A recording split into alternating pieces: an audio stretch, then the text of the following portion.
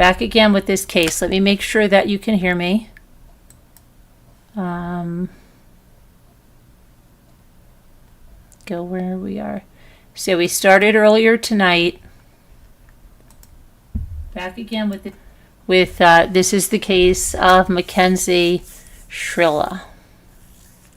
And just, White Angel was going crazy about like different things. All you have to do is read the video description. Okay, so I'll read it to you. So, because some people don't do it.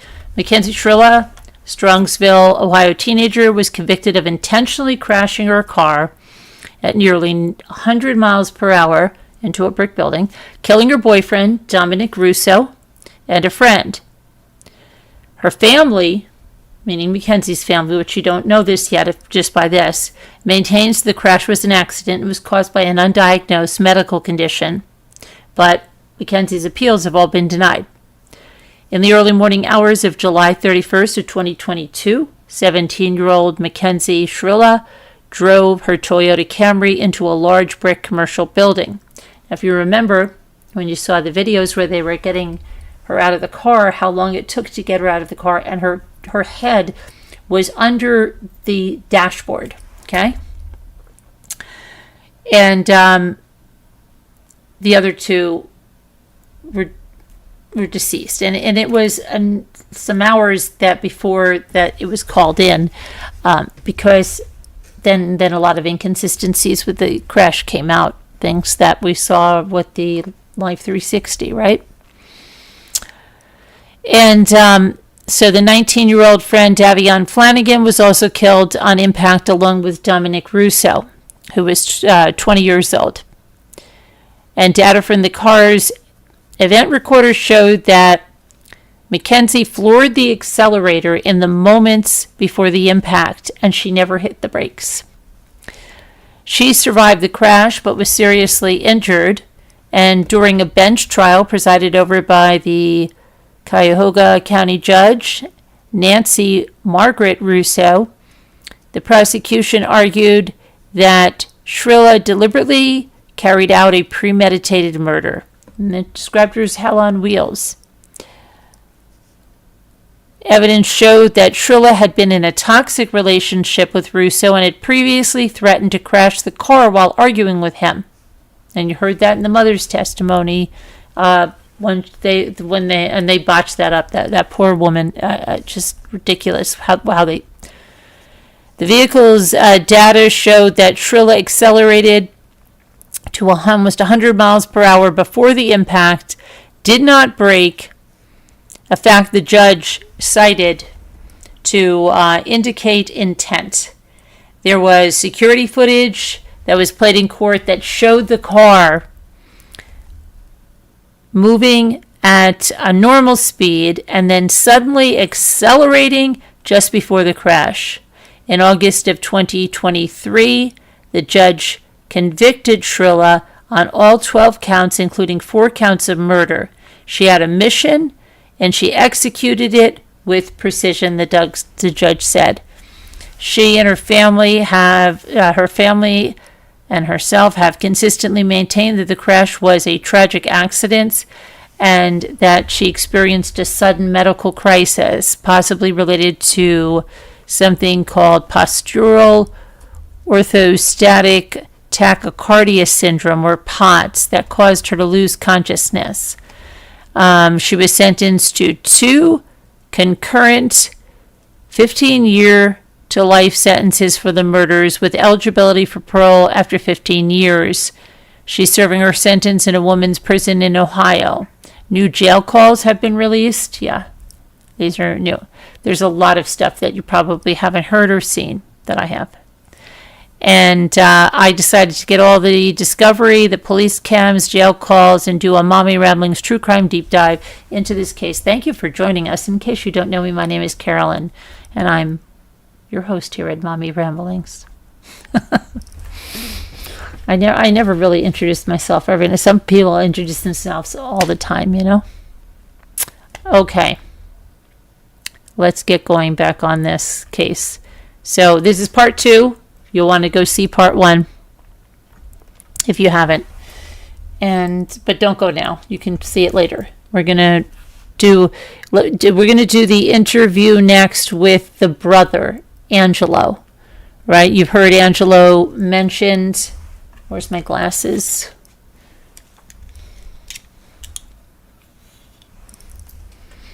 So let's open up the interviews and let's see who we're going to do next. Let's do Angelo. Recording. Okay. So the 29th of 1437. So we talked to Mom last week, and some of the issues that we asked about, she said you might be able to shed some more light on. Mostly what I'm interested in is the relationship between Mackenzie and Dominic, and perhaps some of the things you might have seen or some of the things that Dominic confided in you about. Okay, we're not going to ask about anything else. It's at this point not pertinent to what we're doing. Okay. So my first question to you is, how long have you known Mackenzie? She would have had to have been, I forget if she was in 8th or 9th grade when she met Dom. I think, I would say since she was in 9th grade. Okay. Like early 9th grade, I think that they did initially meet when she was in 8th grade. And then, but like, I think they just met as like, you know, friends or whatever. But the first time I was introduced to her as like, oh, whatever, you know, this is like my girlfriend or whatever. It was, you know, like high school. Gotcha. What was your relationship like with her? Did you talk to her? In the earlier years of their relationship, we were like much more close.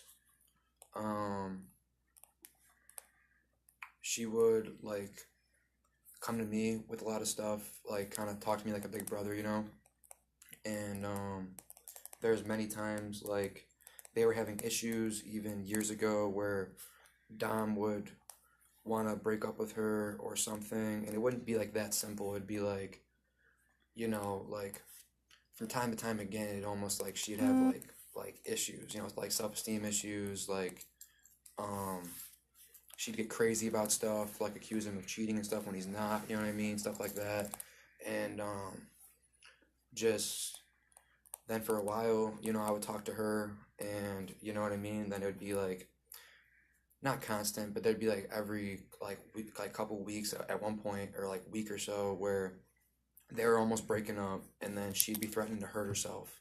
And this is back when she's in probably 10th grade, like she's still a sophomore. Dom's like a junior or senior or whatever, you know. And like, yeah, stuff would arise, and it would like never really take like a healthy course, to be honest with you. Okay. And over time, my relationship with her really subsided. I stopped talking to her. I stopped like really trying to be there for her, because ultimately I just seen that she was very, very selfish. You know what I mean? Like, for me, you know, like there's two types of love that you give somebody, and it's like I love that person unconditionally, and I want to see them prosper and be happy no matter what that entails for me. And there's a type of love that's selfish and restricted, and I want them all to myself. And that was Kenzie with Dom. It was the latter, not the first step. There was times where even in later years where, you know, Dom's old enough to like, you know, like he wasn't of drinking age, but he can go to bars and hang out and stuff, even though he couldn't like drink and stuff. And there would be times, you know, that one of my friends, because I'm 23, would be having a birthday party, and she would like forbid him from going, and it'd be all just my buddies, you know, because she'd be like, oh, there's probably going to be girls there. Well, if it's a bar, there's probably going to be girls there, yes, and there's probably going to be men there. It's going to be it's a public place, you know what I mean? Yeah. But she got weird over him going to public places, would like a lot of stuff. Okay. But all that stuff like led me from distancing myself from her, because it just became a thing where I couldn't help her in my eyes, because she was always stuck on like a selfish path, like wouldn't like listen to me or take my advice, you know. And even even in like the aspect of like it's better to have loved and lost and never have like loved at all, you know. She never got that. It's always like, no, blah blah blah blah blah, like I'll never let him go kind of thing. Gotcha. So let's go back to the crazy part. You mentioned that anytime Dom would kind of want to break up with her, she kind of would go crazy. Describe crazy. Like what kind of crazy? Like there is times where she called Dom and said, if you break up with me, I'm going to kill myself. Word for word. And then Dom, he was a very, very selfless person, and he did, like, obviously, like, they were together for a long time, and they built, like a relationship, and they cared for each other deeply. You see what I'm saying?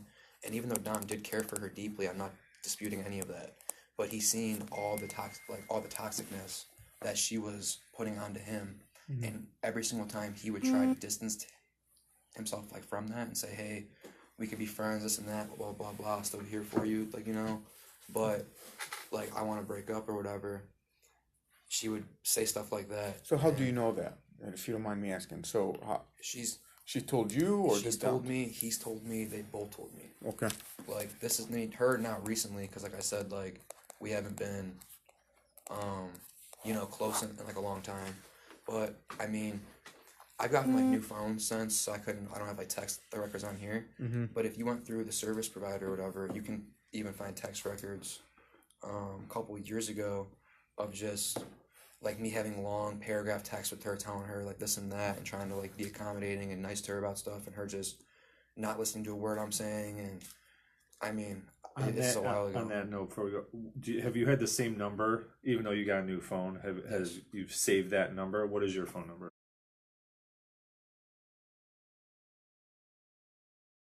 So when was the last time she kind of expressed that to you about wanting to kill herself if Dom left her? It's been a while. It's been a while. Like, I had her on Snapchat, blocked her on Snapchat.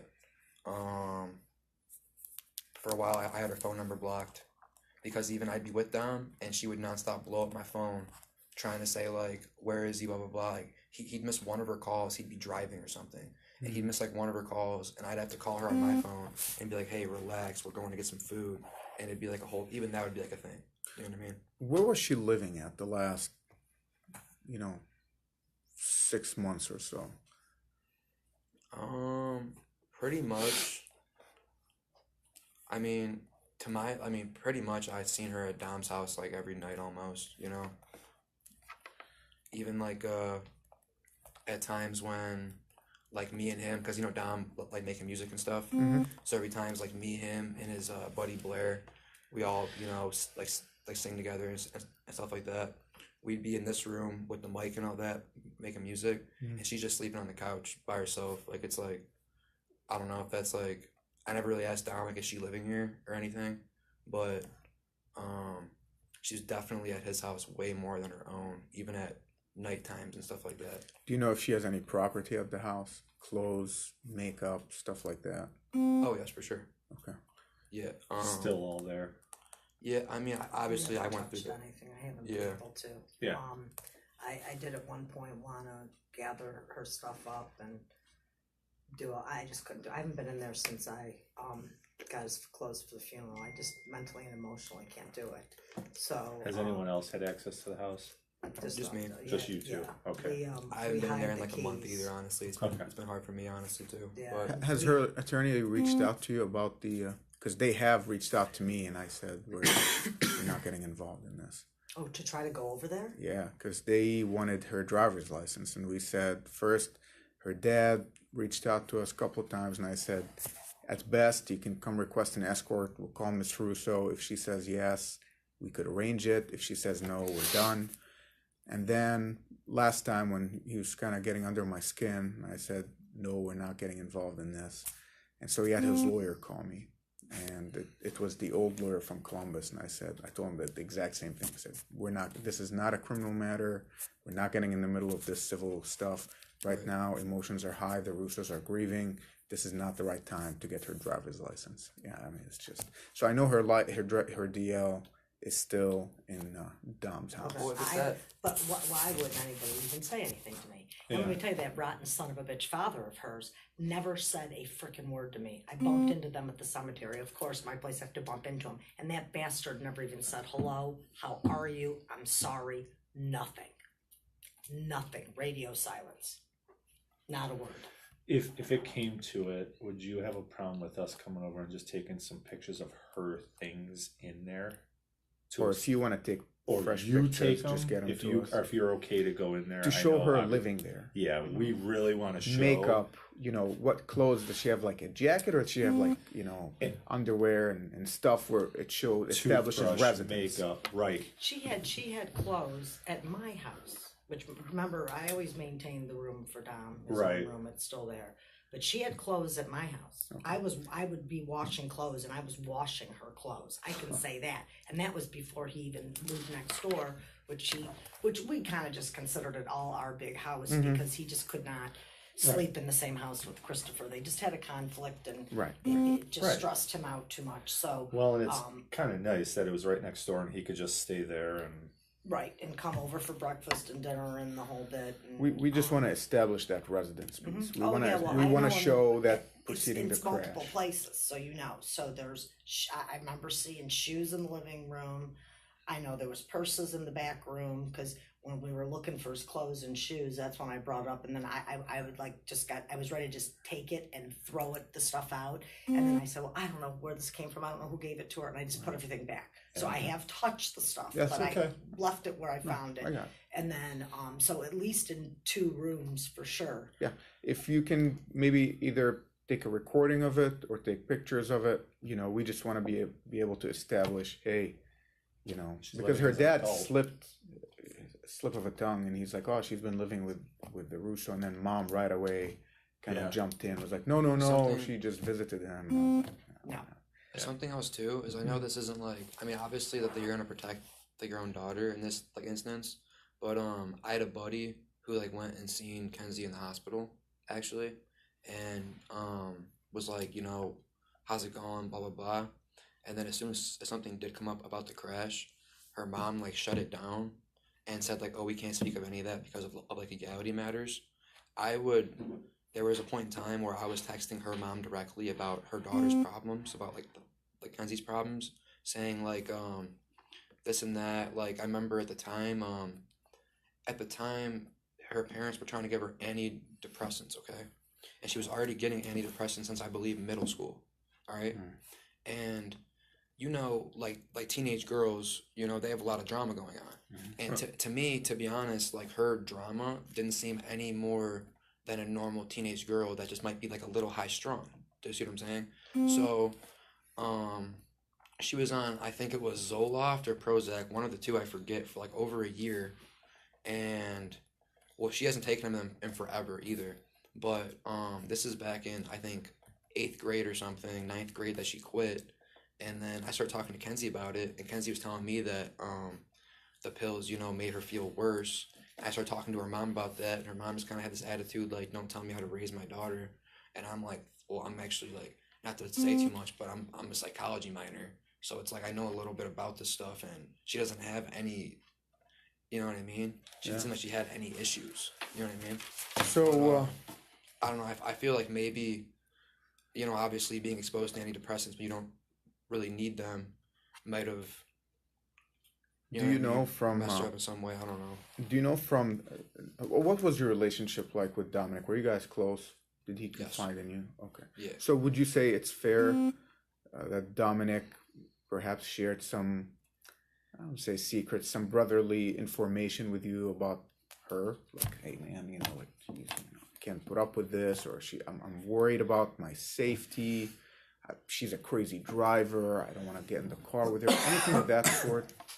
There was multiple times, even in the month of July, that he was trying to break up with her. Really? Yeah, literally just even last month. No, that would be July. 2 months ago. Well, the month Yeah. before he died, you know what I mean? That's what, Yeah, that's prior what I meant. the yeah. crash. Yeah, we got you. Can you tell me more about the whatever you know? There was I know that you've probably already spoken about this, but there was an instance literally the week or a couple days before the crash that she was hitting him on the highway while driving on the highway, and he had to pull his car over on the side of the highway, not in a very safe parking spot either, and have somebody else come pick them up and drive the car home because he was scared that she was going to make him crash. And that was just prior to the day before the actual crash where she was driving. Mm-hmm. That's different. That's than different my than the highway one. on the Okay. highway. So that's a different highway one where Because under Dominic that one, she was- was driving, right? Right. And So she- under this one, he was driving. Yes, the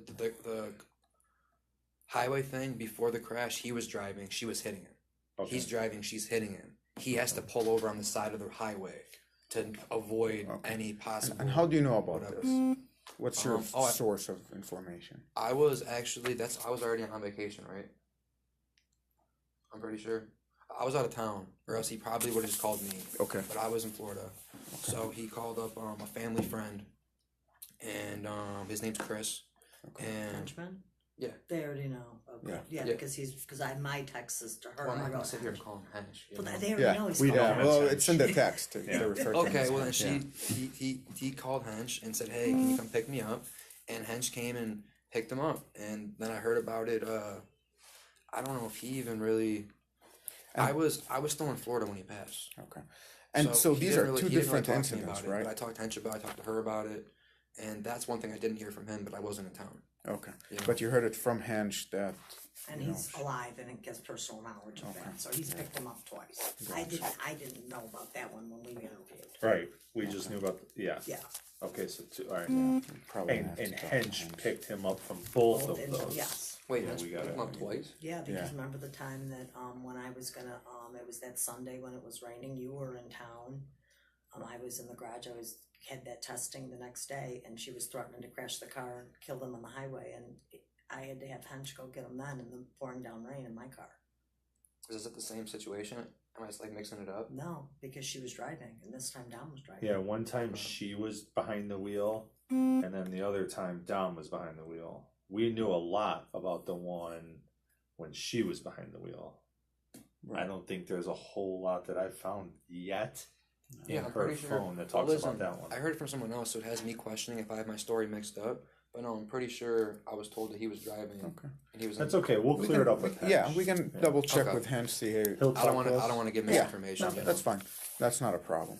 So, let's go back to the whole breakup scenario. So we've established that Dominic, and from your firsthand knowledge, Mackenzie would threaten to hurt herself and Dominic should he broken up with her. Yes. And now we know, Dominic mentioned it to you that he plans on breaking up with her. Did he tell you? I How might did- even be able to look at some text right now about it. I don't really know if he told me, if it was on a phone call. But it's firsthand. He Is what I'm expressed it trying to to me multiple times. understand. It's he told you directly, like, Angelo, can't do this shit. Honestly, anymore. like, it's heartbreaking to me because like the day before I went to Florida, which is the last time I seen him face to face, he was really just talking to me about about like how he can't keep letting Kenzie like run his life, but not even an aspect like that. Like he said, like all right, for example, how I was saying how he can't go out with even me occasionally because she's upset about it and this and that. He said that she holds him back, and we were just talking about like traveling. Like I was saying, like, hey, let's go on some vacations together, this and that. He was talking to me like just me and him, you know what I mean? Let's go and let's go see some stuff and go like live it up. And I don't know. He was just telling me about how he wants to travel the world too, which has always been one of my dreams, to travel like the world, And like I think he was really honestly finally getting to the point to where like even if she was like saying, "Oh, I'm gonna hurt you," he would have like maybe even taken that chance, because it's been going on for like 2 years. Have It's you? really going on for like 2 years. Like they'd be good for like a month or two, like sometimes they'd have 2-3 fights in a week. Have you ever seen them going at it, fighting? Yes. Maybe in the house. Oh, Can you yeah. describe what was it like? She honestly, like, he'll be like, dude, he would be so nice and as accommodating as possible to stop the fight, and she'd be one of those people that is just petty. You know what I mean? Just to the fullest extent. He'd be like, what's upsetting you? I'll fix it. You know? And then she would just have some like slob comment. I can't even quote her word for word, but he's just like, I remember times him like expressing to me how frustrated that he was, saying, I do every single thing I can for this girl. I ask her, what's upsetting you? I'll make it better, this and that, blah, blah, blah. And she finds like any single thing just be mad at me about. You know what I'm saying? Mm-hmm. Like, it's like I witnessed it a lot too. Like, I don't know. Did even you ever just stuff with Did you ever see her hit him? Put her hands on him, her hit him. like just go, or throw stuff at him, or No. Actually, now that you no. say that, I remember several times now, because my memory's getting jogged, that he would say, Mom, can you get Kenzie out of here? She's Refusing to leave and stuff. refusing to leave. She's out of control. She's hit me. I do remember that. And I never and then witnessed I would it. get on the phone and say, just leave and go home. There's multiple times, even pretty like recently before all this, that Don would have to call Kenzie's parents, call her mom and stuff, and say, hey, you need to come get Kenzie out of here. Like, she's refusing to leave my house. She's being crazy. And it'd be a situation where they'd be in a fight. Like, keep in mind something stupid that she started. And he's like, listen, he's like, just go home. He's like, we'll hang out tomorrow. It'll be like a whole like new thing. Mm-hmm. He'd finally like get her out. She'd be the type to show back up at his house, pounding on his window. No, I'm coming in, blah, blah, blah. We're talking this shit out right now. You know what I mean? It's like, dude, there's times where that happened and we were in the house hanging out with him. He's like, okay, you guys just got to go home. You know what I mean? I got to talk to her. And it's like, I don't know, just really everything behind it, the number one word for it is like selfish and self-centered. You know what I mean? Like, doesn't really know how to like go through arguments properly, doesn't know how to do stuff like healthily, wants to. Would you attribute any of that to her age? What was there, 2 years between her and Dom? Yeah. About 2 years. But because early on, you knew her when she was pretty young, 9th, 10th grade-ish. But let's talk about maybe the last year. Did her like personality get worse, or has it always been an steady? immaturity thing? So earlier or was years, it more of just an unstable thing? Earlier years, I just had more of a relationship with her as her big brother, so I just knew more of what was going on with her, like directly from her. Yeah. Okay? But her behavior never really got better. To me, it almost just got more drastic. Okay. Like before, when she was younger, 9th, 10th grade, she would go home when they were fighting, whatever, and then be texting him saying, oh, I'll hurt myself, blah, blah, blah, blah, blah. And then he's like, okay, please don't. We can work this out, whatever, But then it came to the point where she's 16 now, she's driving, she's 17, she's even older, She's driving back over, she's banging on windows. Like, her behavior became more erratic. Maybe also because she had more ways to let it out and to show that, you know what I mean, to come over or whatever. But, no, at first there'd be like, when she it first lives started. close to you guys too. She's just on the street there. So, Angelo, have you ever been a passenger while she was driving? Oh my gosh, I can't, no, never once. Okay. Do you know anything about her driving? Anybody ever describe her driving to you? I mean, she's told me, I've heard her say that she thinks she's a great driver. I forget who told me. I don't think it was Don. It might have been his buddy Blair told me that she's a terrible driver. No, never really like. I'd have to bring it up. I didn't really internalize it if I did have a convo about her driving. All I know is I never really wanted to get in a car with her, just because like, not like saying like, oh, she's crazy and she'll crash the car on purpose or something. Like, obviously I wasn't thinking that at the time, but just her high-strung anxiety. Like, she's just like a really high-strung person. I don't know if that's the kind of person I want to be in the car with. You know what I mean? She kind of like has moments where she like obviously like loses her composure. Blair said, and I just have to repeat what he says, is that bitch drives crazy. She would be speeding. And and he said I would hear about her speeding and driving crazy too, actually. Him and Dom would bitch at her about the speeding. Who did you say went to West Virginia with them? Oh, it was Florida, the mother. Oh, Florida. That was her mom, but didn't your ex and somebody go down and meet them down? You met them down. Did she fly to Florida? Her and Dom fly to Florida? They drove? They drove together like two They cars. drove in tandem with, so it's her and Dom and then The mom. Her mom and okay, but you guys flew down and met them down there. No, we also drove. Oh, you did drive. Okay. Yeah, me and my dad, we already had I guess they already had some trip planned where they were going to Orlando. And my dad wanted to, we never took like a vacation, just me and him. So he's like, hey, let's get in my car. We'll go hit Destin, go see your Aunt Sherry. And then Clearwater was right in the, like in between like Fort Myers and Orlando. So then we met in Clearwater. I don't know, for a day, you know, like me and my dad, Dom, Kenzie's mom, her mom, and her sister. Okay. What was she like down there? The If reason you remember. Oh, go ahead. I don't interrupt. Yeah, no, I'm just trying to think. I remember it was like a huge project. We barely even got to hang out because we got down there. You know, Clearwater, it's busy, right? So Kenzie's driving, right?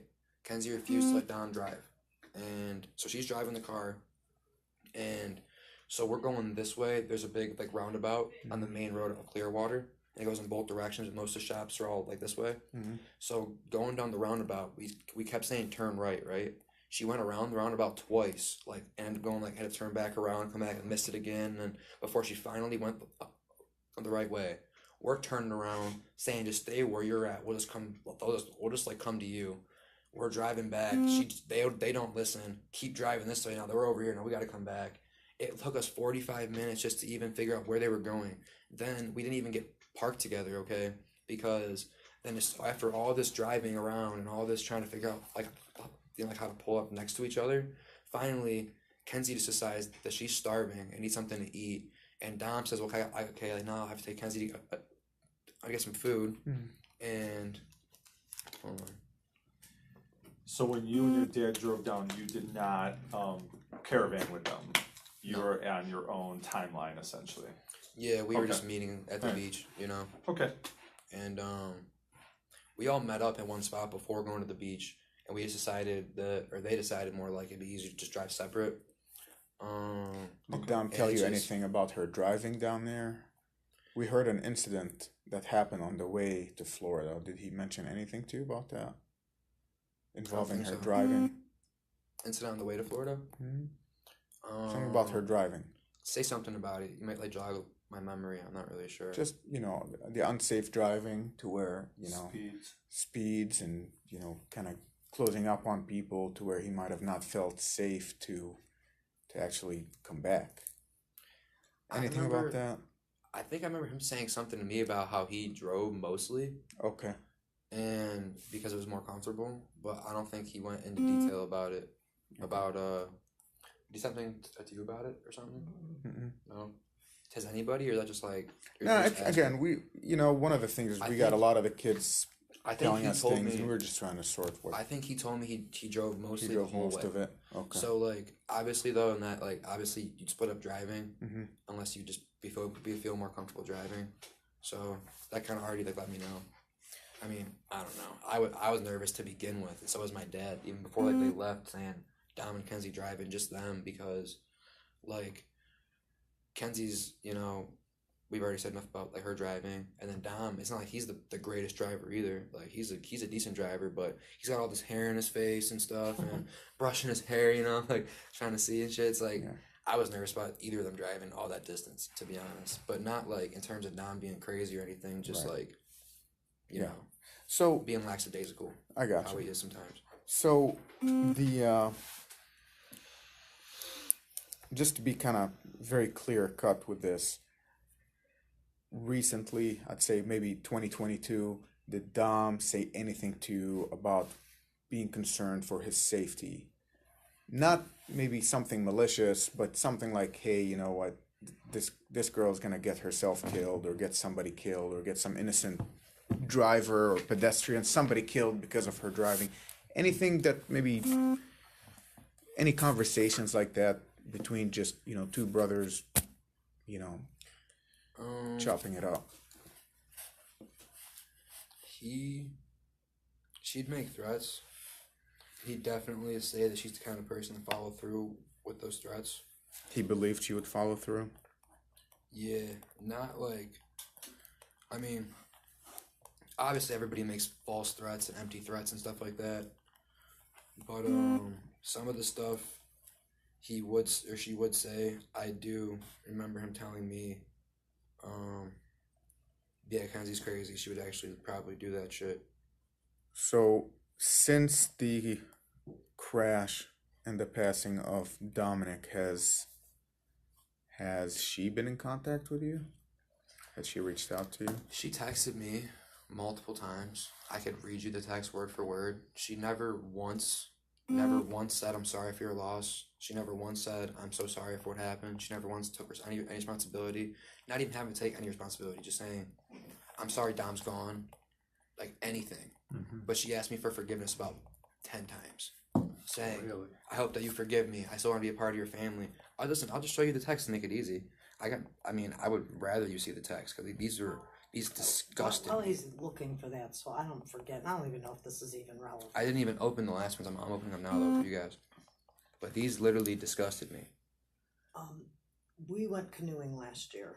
I took off work. I went to court, and we were all four, me and Dom and Kenzie were going to go canoeing. So I packed snacks for the canoe and cooler and all that.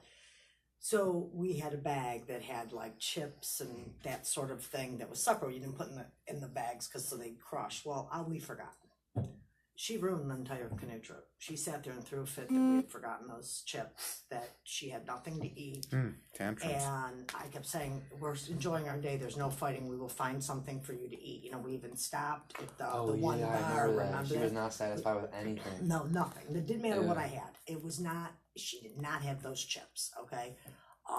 So we ended up stopping at one of the places that was like a bar, restaurant or whatever, and finally fed her or whatever. But the whole, and Dom was just stressed out this whole time, just because she was so pissed about those chips. And the thing, she was very crafty on how she would do stuff, because she would stick her dig. Me and Andrew in a canoe, they're there. She would stick her digs and her comments so that we couldn't hear. And all as I would ever say, I always try to be neutral, because I'm always thinking, well, these kids are going to break up, but they're going to get back together, and I'm going to say something that's going to damage the whole thing. And I would just say, there's no fighting. We're having a great day. We're canoeing. We'll get through it. We'll find you something to eat. Don't worry. You know what I mean? Yeah. And it was just a big tantrum. I mean, everything was a tantrum. Okay, you forgot chips. Okay, I get it. Do you know what I mean? But that is not enough to be a tantrum to ruin the day. Okay. So Dom was 20, right? He couldn't even come next door to eat his mom's dinner half the time, because Kenzie would cry about how her food would have to be like gluten-free, everything, like all that, you know? And as a 20-year-old kid, and he's like the man, you know, he's cooking for her every single night. And then also, like, even just in terms of like relationship, not even like anything to do with anything else, I witnessed so many times her, like, him saying to her, like, I cook for you every night. Can you at least just, like, clean some stuff or like, do the dishes? And then she'd be like, make it like a thing. Like, this is like one of the things where I'm saying that she's petty. But she'd be like, oh, I'll do the dishes after you start being nice to me again. And he's like, how am I being mean to you or something? It'd be like, it wouldn't even make any sense. It'd just be like, okay, like, I'm going home. Like, you know what I mean? Like, it's one of these days. I'm just going home, you know?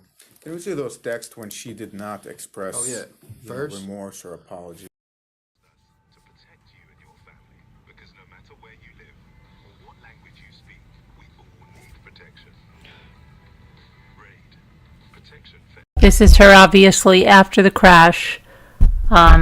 Sorry, I thought it was a JPEG, and I was going to open up some pictures while we're listening to the audio. So I'm going to put the audio back on.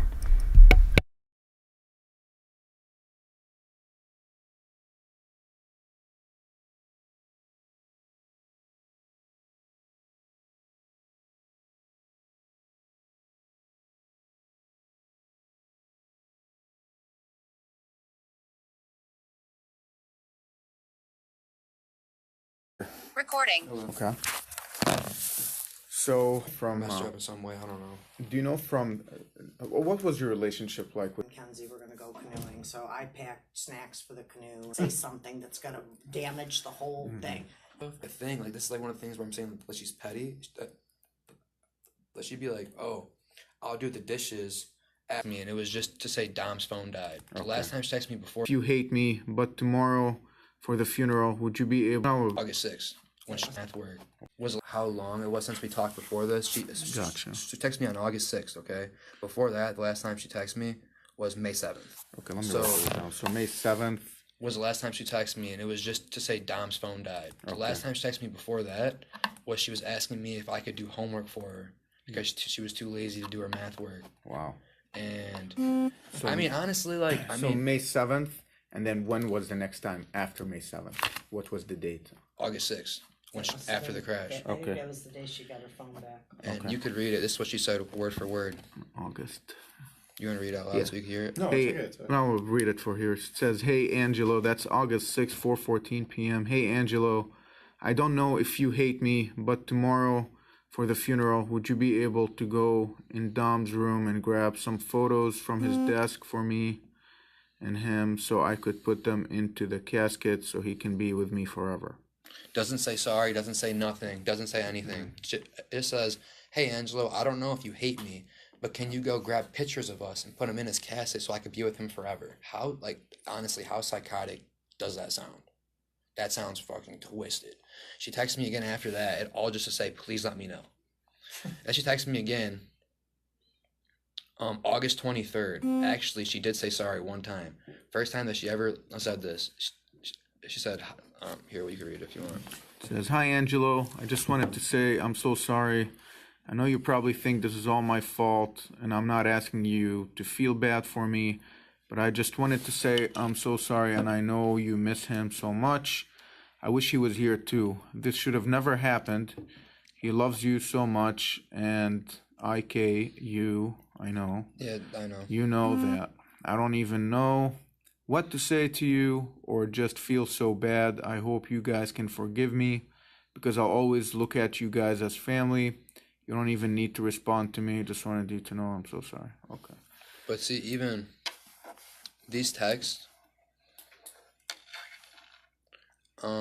that she sent me, even in this one, okay, it maybe would have been something if it's like, hey, if it was just I'm so sorry, you know. But then she has to go just one line. It's one sentence of I'm so sorry, and then it goes, "I know you probably think this is all my fault, and I'm asking you to feel bad for me." Why would I feel bad for you in this situation? How to take you one sentence of saying sorry, and then just to go to that, and then you're gonna say,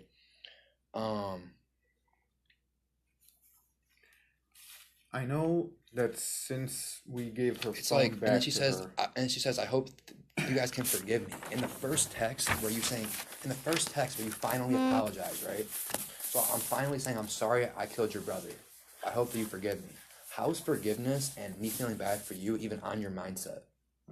Like, how is it even on? Like, how's it even on there? It should literally be like, "I'm so sorry. Like, I about the pain." Like, it should all be about who you're texting. She's worried about what you think of her, so she's using the "I'm It's sorry" everything. as a buffer. Like the whole entire consistency of her is just she's just self-absorbed and self-centered. Everything that she texts me, even if she's finally saying I'm sorry, it's about her. It's not even about me. So, I know since we gave her the phone, she's been back active on social media and all that. Any of your friends screenshot you anything? Have you, you know, we've received some photos of her in the wheelchair out and about. I could definitely get some screenshots. I'm not on social media much at all. Okay. But the first thing I did hear of, and at the time, we didn't even know if this was her mom or her or what, because we didn't even know if she was even awake to use a phone. We didn't know how severe her injury was or anything, you know. And the first thing I seen from her, she didn't text my mom, she didn't text me, she didn't text my dad, she didn't text anybody in my family. The first thing I seen from her contacting anybody was she texted a modeling agency that reached out to her and said something. And she went on Instagram.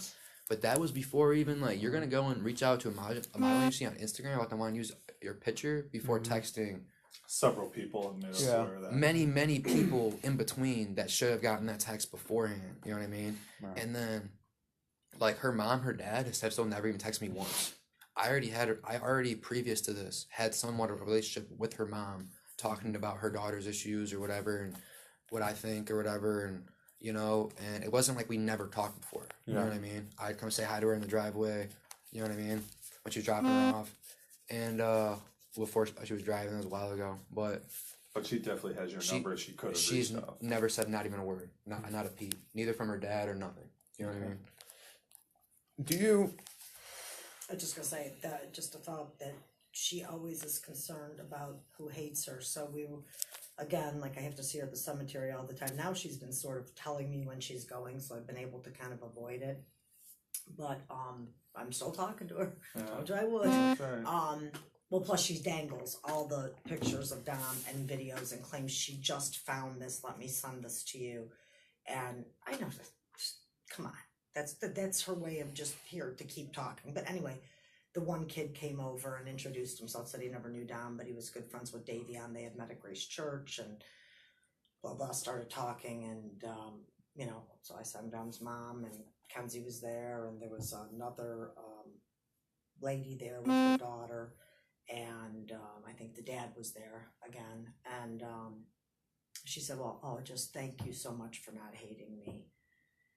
And then every time, I'm just so scared to be here. Everybody in Strongsville hates me. I don't know what to do. And I said, I'm sure that people don't hate you. You know what I mean? But she went to that concert in the wheelchair, that Cub Kitty or whatever his name is. Kid Cudi.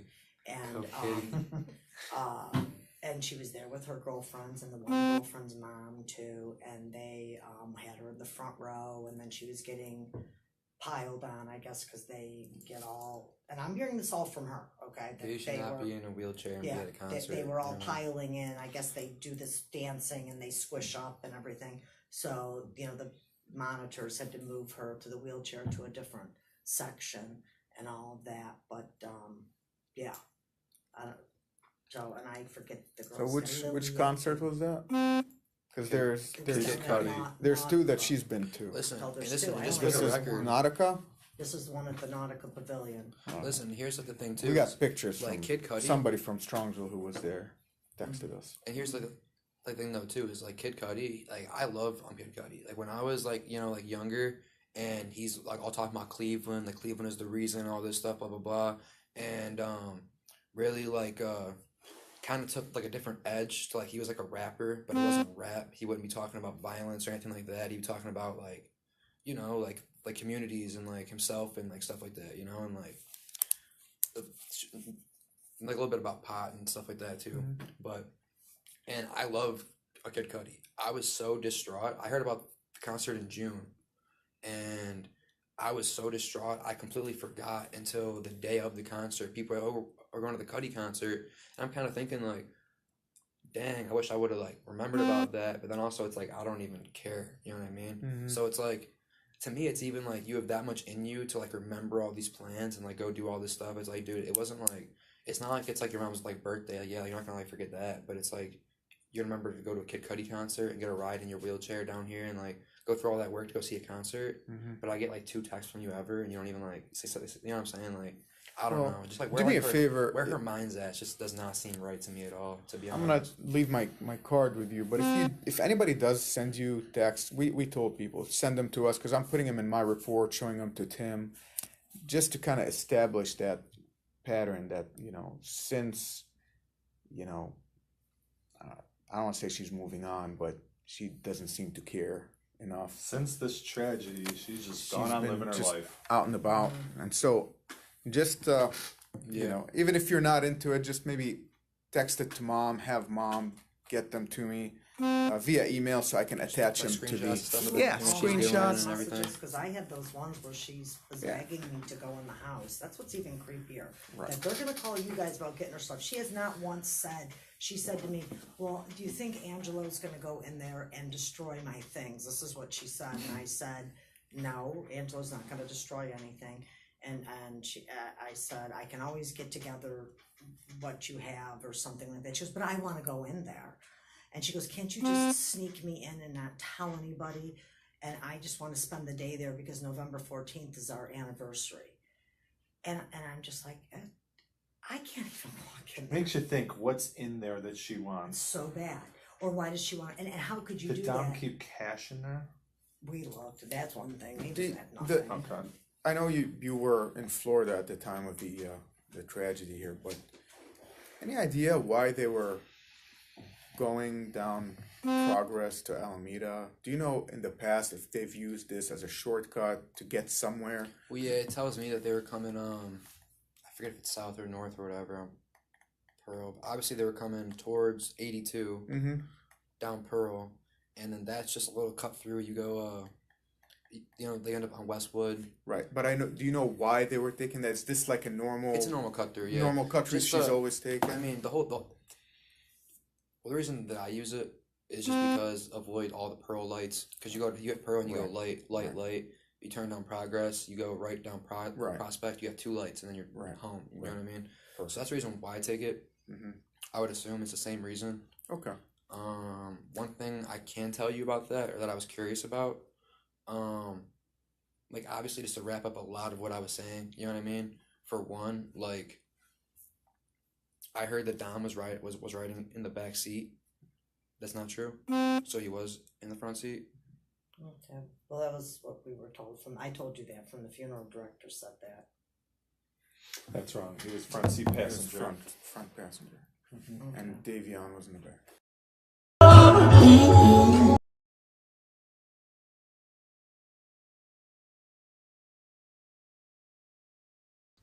protect you and your family, because no matter where you live or what language you speak, we all need protection. I keep messing up and showing you videos instead of pictures, but did you see a lot of the pictures that I showed you? There was the ones where she dressed up like a corpse Halloween, which was in extremely poor taste and just horrible. But there's a lot of videos, but this came from her phone, and I'm going to go back to the interview because I keep messing it up. I'm trying to show you pictures while you're listening to that, so we can. So let me hold on.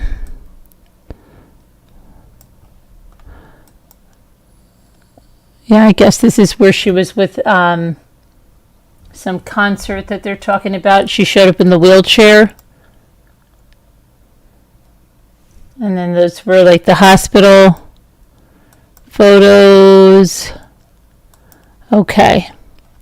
Anyway, let me go back to the interview. Sorry about that. We'll finish this. I think we're almost done with that interview.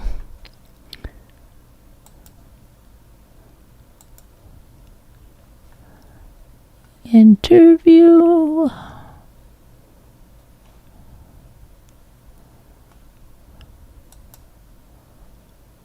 Oh shoot, over there on this one.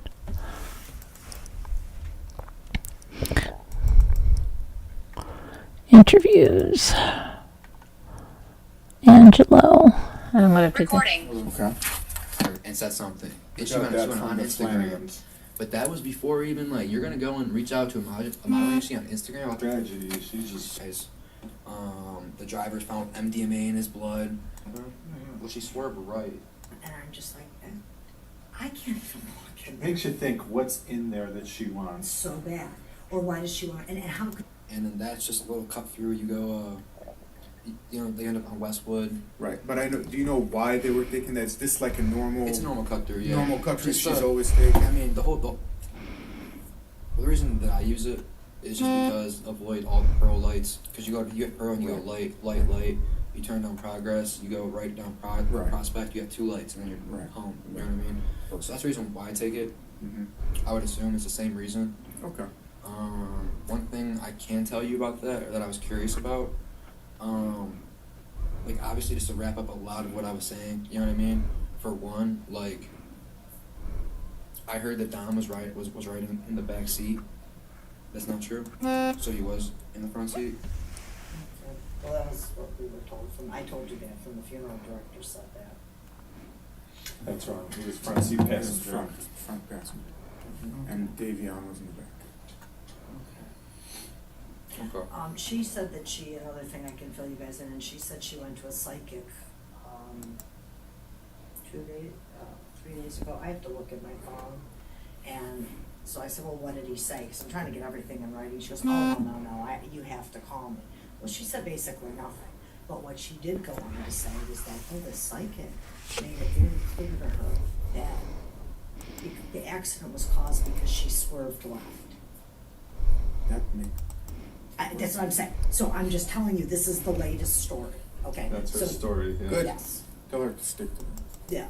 It's hard to stick to that. Yeah, so, that was the other thing.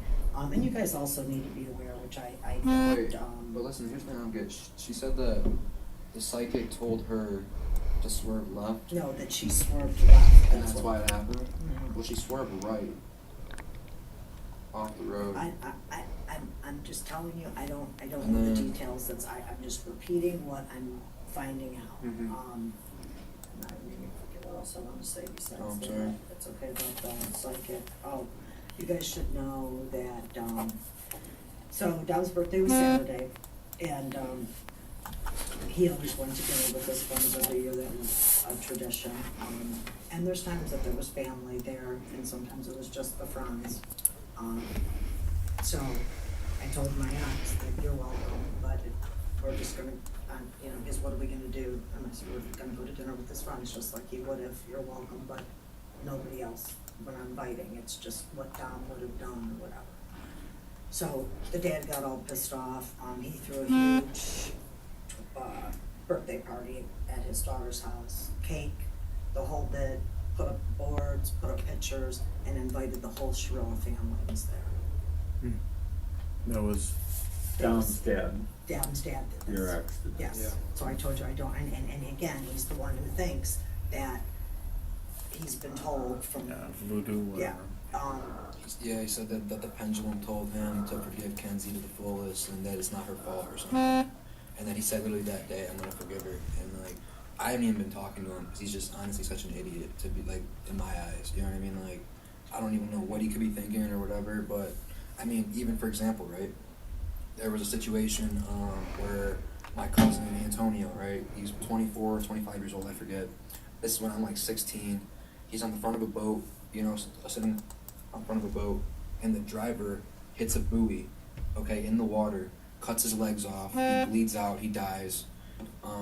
The driver's found with MDMA in his blood, besides from alcohol and like all this other stuff, like you're thinking that he's gonna get some time, My dad nonstop talked every day that this guy would come up about how much of a piece of shit he was and how much that he wants to see him burn in jail and all this stuff. Well, the guy got put on like a 5-year probation with like a 15-year suspended sentence if he messed it up, and he ended up like beating up and robbing some old guy or something. And I don't even know how you like end up doing that, but did that, and then goes back to court. And my Aunt Nicole, Antonio's mother, is this court case is in Florida. This is where like this happened at. So she's in, up in Ohio, and she's on the video cam crying as a whole like written testimony saying about how she wants him to get the maximum time, all this stuff, right? I'm there. This court date finally just got wrapped up in the end of April. So just now in the end of April of this year, like however many like years later, because the case was so long, the guy got sentenced to like 10 years in prison, right? My dad's like, at least he got 10 years, by which he had his whole fucking life in there, blah, blah, blah, blah. So that's somebody, pretty identical situation. Somebody who killed somebody's son and her family in a crash while they were driving. Doesn't matter if they're high, sober, whatever, but that's what happened. Everybody hates this dude's guts years later, and they want to see him burn in hell. But Kenzie does this, my dad talks to some freaking Ouija board, and he forgives her. I think it's pretty freaking screwed up, to be honest with you. And it's like, There's a lot of things, and it could be grief. It could be maybe she's something to hold on to that was close. Who But knows? he never even hung out with her. he did it. no, it's not even that. He's been texting me saying that I'm not gonna be happy until I let go of the hate in my heart. And I'm telling him it's not about having hate in your heart. Somebody killed your son. Someone killed my brother. It doesn't even seem like it was an accident. It seems like she took it upon herself to ram that car into that wall against both of their wills. You know what I mean? I know Dom. Let me ask you before you go any further off that point. Everything you know aside, everything you've heard from people, everything you've heard here, you as a grown man, are you saying that's your gut feeling? What do you think happened, basically? Oh yeah, for sure. That's 100%. Since like, I mean, Hold listen. on. Like, since What do you think happened? That I think Yeah. that I mean, off of what I know and off my assumptions, I think that they were in some kind of fight. Dom tried to break up with her multiple times, even in July. It kept not like working out, whatever. They kept making back up. The only thing I could really think of is they were obviously some kind of argument. Kenzie's known to be the kind of person that she's let us know she will never let go of Dom. And if she has to let go of Dom, she will not go on living herself. She's pretty much let that be known. And the whole thing that I think of is you're going 94 miles an hour.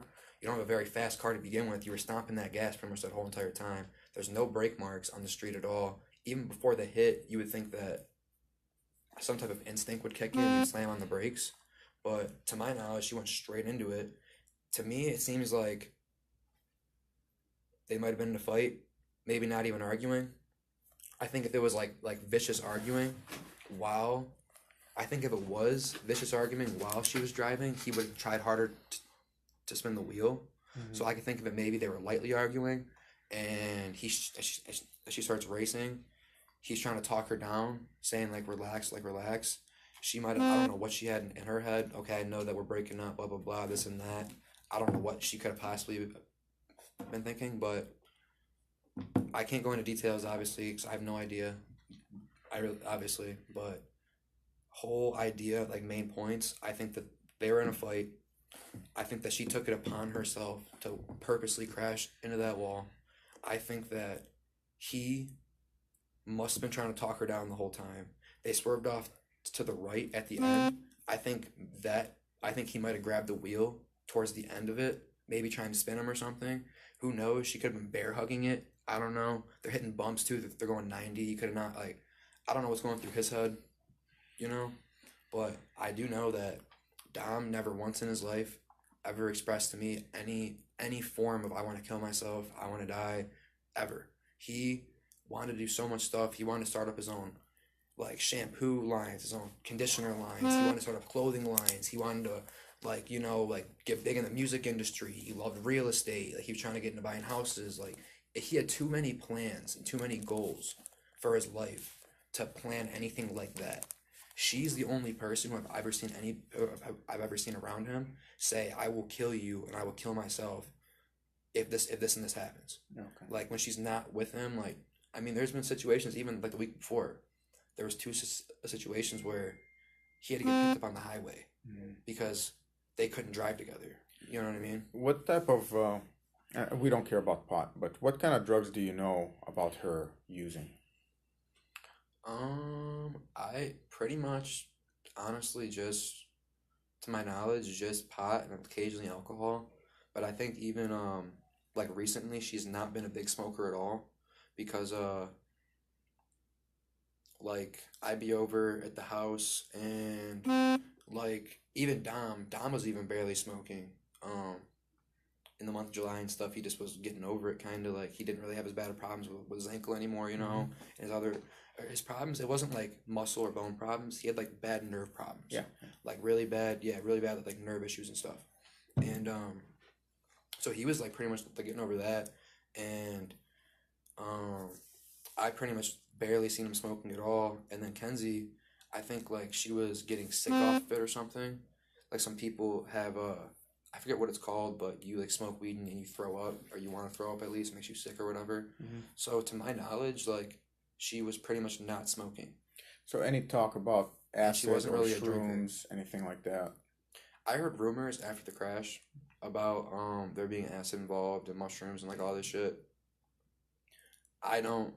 You've never seen it though? I don't believe that's the case. What about medical? Did you ever see her pass out? Did Dom ever mention, we're sitting here and all of a sudden she just passed out? Anything of that sort? Did you ever witness anything? How about you, Ms. Russo? No, not at all. No, never heard, never seen any type of medical issue? Okay. The only things that we knew, and Ange just repeated it, and he sort of described the same thing I knew last, was the issue that's some condition with the marijuana. But I thought thought that was a while ago. I thought she was over that, and then this gluten-free thing with her stomach. Gotcha. Food issues. Okay. Yeah. The food issues. But no other. She tried telling me the other day that she had some other medical conditions, and I think that was just fluffing to try to. Why wouldn't it have ever been mentioned to me before? Gotcha. Now he's dead, and you're going to mention this at the cemetery. Do you know what I'm saying? So I'm up there trying to come up with some other things, but I don't know. The parents went out and bought her that car. They bought her that car before she had her license. You know what I'm saying? So if you have a kid that you're worried about some sort of condition of driving, that was even just like with Christopher. I'm sure Christopher liked to drive, but I used to be nervous because of his mental health. So I've just never allowed him to get a driver's license. Yeah. Right? It's Makes simple as sense. that, you know? If she had those conditions, those parents were, she is their golden child. They treat the other sister like a piece of crap. She's the pretty one. She's the smart one. She's the other one's got problems. Like they just everything. It doesn't matter how outrageous. The only reason that they ended up going to Florida, because her mom wasn't going to go, and I even said, well, I didn't know the whole thing. I remember I was in and out of the hospital, so stuff was planned when I wasn't around. Was they didn't think that they could check in because they weren't 21. So then the mother decided, well, I'll just go with you then before. Originally, she was just going to drive down there to check them in and leave. Yeah. This is the I stuff heard that, and I was they like, do. what? They are out of control with her. Oh, listen with though. her And she was a juvenile at that point. I didn't get to finish what I was saying about her smoking and drinking. Her drinking though, like the only times I've ever seen her drink, it's not like she's drinking liquor or anything like that. She's type drink like a Smirnoff Ice, like one of those like sugary malt beverages. You know what I mean? Drink like 2 of them to be fine. You know what I mean? So not be fine would be like buzzed or whatever. Or, like, but like she wasn't really like. I mean, she's Getting tiny. slammed. Yeah, not a drinker really, not really a smoker either, honestly. Is there anyone else you think we need to talk to besides Hench? Anybody you think would be? And again, like I told Mom, a lot of people are not talking to us, but a lot of other people I could think of. It wouldn't be anybody that could like have new information for you. Gotcha. That would say like, oh, this and this happened or whatever. But I know a lot of people that, I mean, obviously like my buddies would all probably. I mean, I'd have to. I've talked to a couple of them about it, and they all think like my one buddy thinks that she did it on purpose too, and thinks that this and that. We're trying to avoid a lot of like second, third, fourth hand knowledge. We're looking more for somebody who was close with Dom, who would have some kind of first hand knowledge. Yeah, no, this buddy I'm talking about was close with Dom. They talked often. You know what I mean? But listen, you got my card. Take a picture of it. Send it to some of your buddies. Encourage them to come talk to us. We can't compel anyone to talk. The few people who we think we need to talk to who are not going to talk to us are going to get subpoenaed to the grand jury. The prosecutor is going to make them come talk. But not to the police. They're going to talk directly to the prosecutor. But some of their friends are refusing to. Some of Mackenzie's friends, yes, are refusing to be forthcoming. right. And I did tell you about her hitting him in the car when he hit the mailbox and stuff like that. Right? Yes. Okay. Yes. What was the other thing I was just thinking of? I said that. I did bring up the girl that she supposedly pushed down the steps, right? Yes. We have. We have. There's a Snapchat about that she recorded. Yeah. So. Okay. Hey, wait.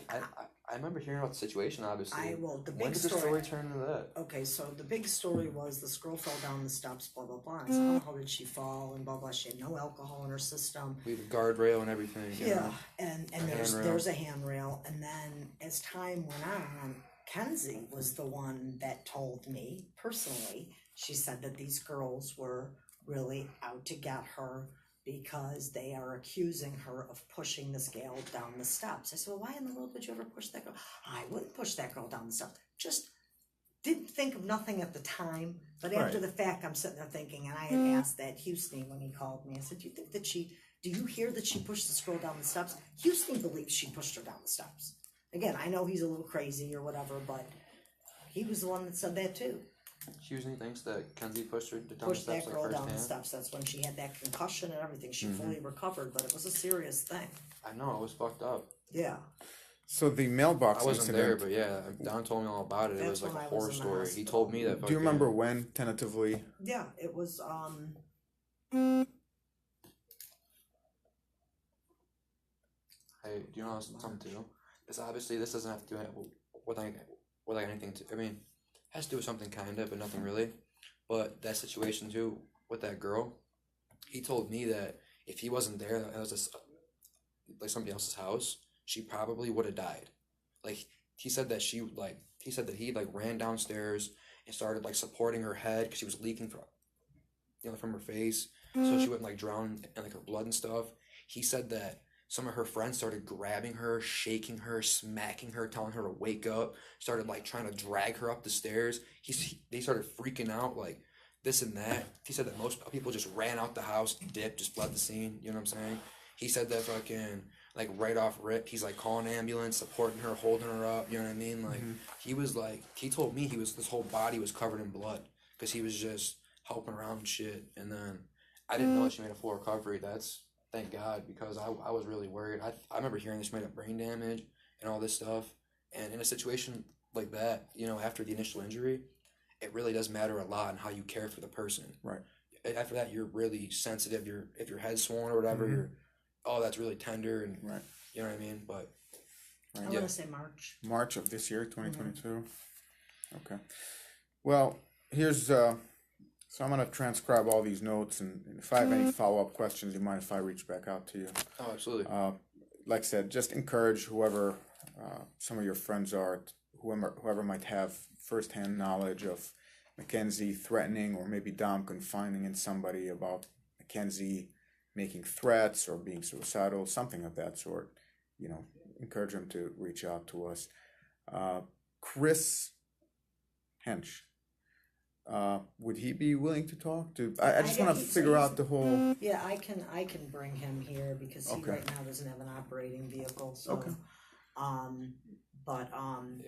I she also always says to me all the time that it should have been me. It should have been me.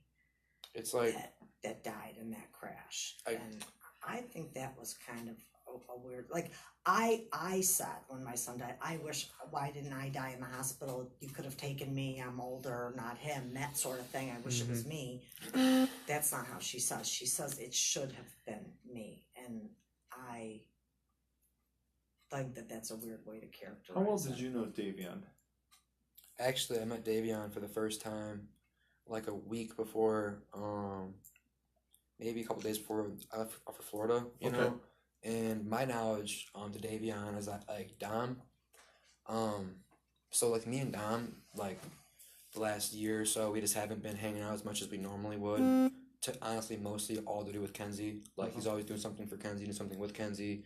Can't hang out with me because of Kenzie, whatever, you know. And there was like a lot of times I'd call him. I'd be like, you know, like, what are you up to? Yada yada yada. And he's like, oh, I'm hanging out with Davion and Blair and Kenzie or whatever, you know. The first time I met Davion, he was working on Dom's Jag. I think he was just detaching a battery and putting like a new battery and stuff like that. And I walked up to him, said, "What's up?" There's I don't know if you ever heard of like the rapper like Moneybagg Yo. Probably not. He's like a mainstream like rapper, you know. But he kind of like looked like him. So I'm like, oh, it's Moneybagg. I'm like, why don't you guys bring Moneybagg over here? You know, I'm like. Yeah. You know, like having a good time with them. And then he seemed like a really like good kid, obviously, like very caring, you know what I mean? Like chill, all that. That was the one time I met him. I can't really say much about Davion. Okay. All right. Well, hey, I'm gonna turn this off. Thank you for coming in. Okay, so now let's look at some of these text messages. Can you hear me? I want to make sure you can hear me.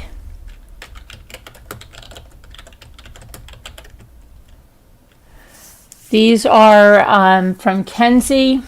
It looks like to the mother that you just heard in the interview, to Dom's mother and Angelo's mother.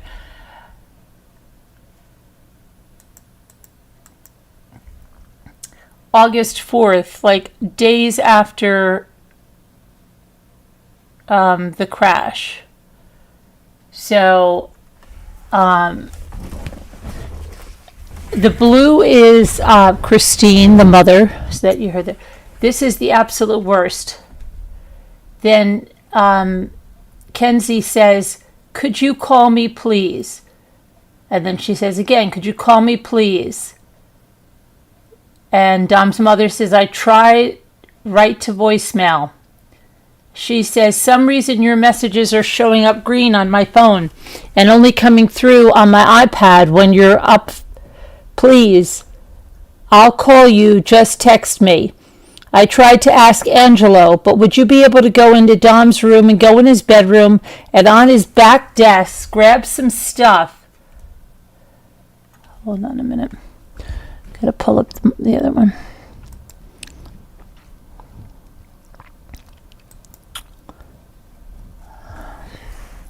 A little second.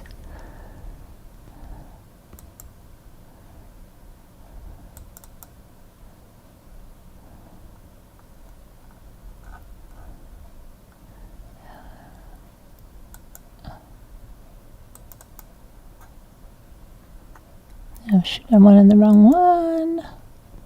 So many files here, it's ridiculous. Okay, text messages.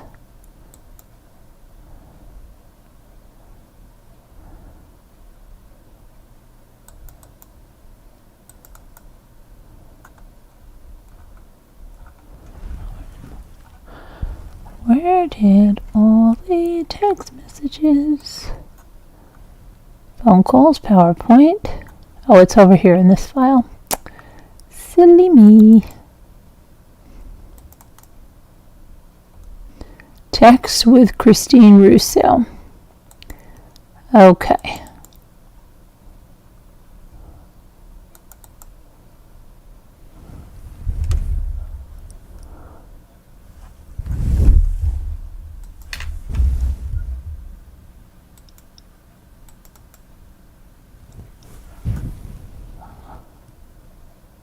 What in the heck is going... Oh my gosh. I don't know what is going on here with my... I just had this file open. It's got to be this one.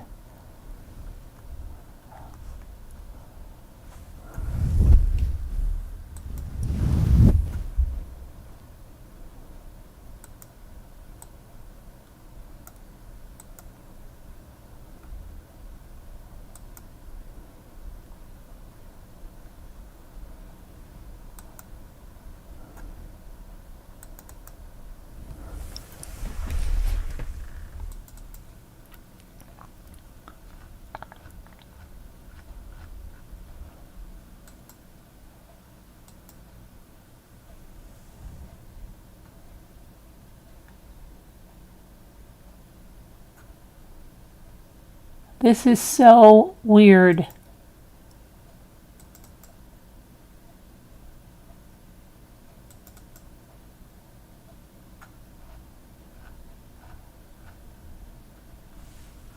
All right, hang on a minute. I'm in really crazy. This is crazy.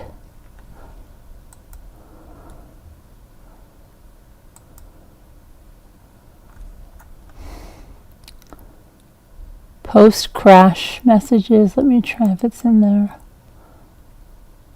Oh, here we go. Now I see where it is. Okay. So that's the first one. Then we've got this one.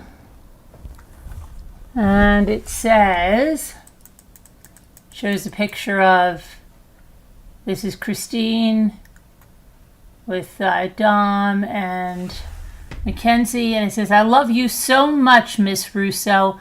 I'm sorry for being on FaceTime. Made you guys upset. I just needed to see if he looks so peaceful. And thank you guys for putting pictures of me. I'm so sorry, you guys. I wish I could be there to hug you. I love you all so much. I'm so sorry. I guess she was on FaceTime at the funeral to see what he looked like. And then this is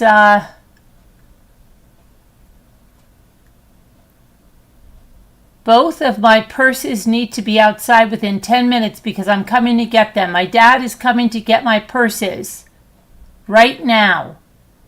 I'm not arguing, said Christine. As long as you're defending his actions, he's never going to learn that this is wrong. I don't even... Hi, Mama Russo. I'm not expecting any sort of response. I guess that was before the murders. This is August 4th. I'm not expecting any sort of response from you. I just want to say I love you guys so much, and I'm so sorry for all of this.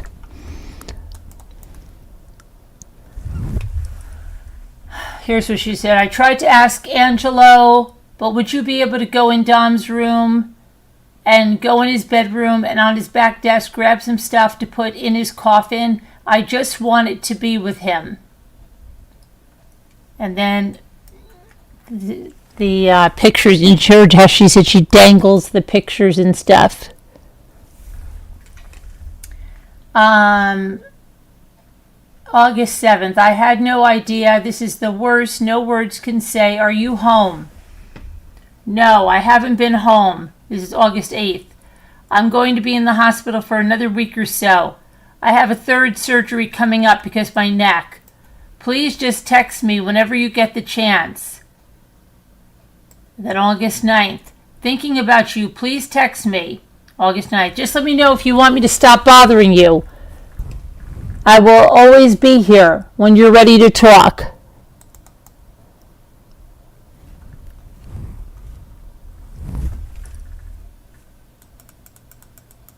There she is again, August 13th. It went pretty well. I'm just in a lot of pain. I got moved to a rehab facility and I'm just going through it now. I've been really rough. I've been crying all day, every day. We're going to get through this together. Sending love. August 14th. I made you a bracelet and I just wanted to show you a tattoo some of our friends got for Dom. And it says Davion and Dominic. Davion and Dominic put I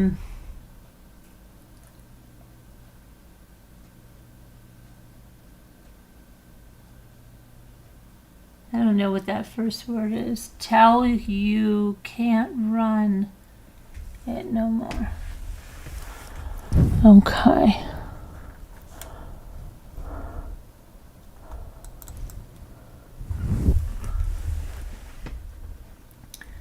August 9th. I am basically on suicide watch. I haven't been speaking with anyone. That's the mother. Oh my, I'm so sorry, Miss Russo. I love you all so much. I'm so sorry that this happened. I miss him so much. I wish I could be there for you guys. I will always be here for you. And when I'm out of the hospital, I can take care of you whenever you need. I just want to check in on you, Miss Russo. I'm thinking about you. Not doing good. How was your surgery? It went pretty well, but I'm in a lot of pain, and that's the one I'm just got moved, right? Okay. August 15th. Who did that? The tattoo, I guess that is. It was Bubba, my friend Rosie's boyfriend.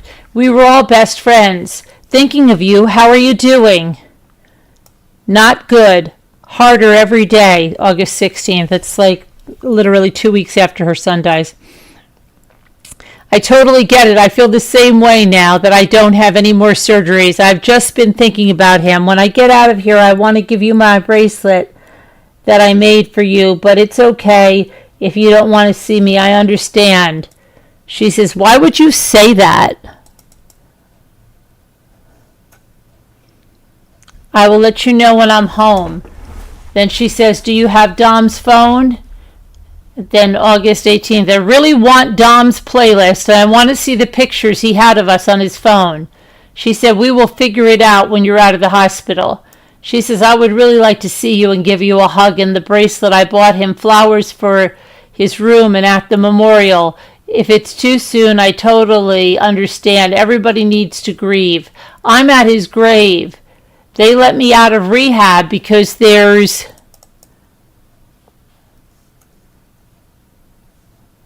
something. I just feel like all you guys hate me. We don't understand. August 16th. That's been the hardest part for me too. None of this feels real. When I get out of here, can I just go to Dom's house? I just want to lay in his bed or on the floor so I could just smell him and maybe take some hoodies home. I also want to see you and give you a hug. I love you guys so much. She says, when do you think you'll be released? She said, I'm not completely sure yet. I love you so much. Thank you for answering me. I'm just so glad you don't hate me. I'm sorry.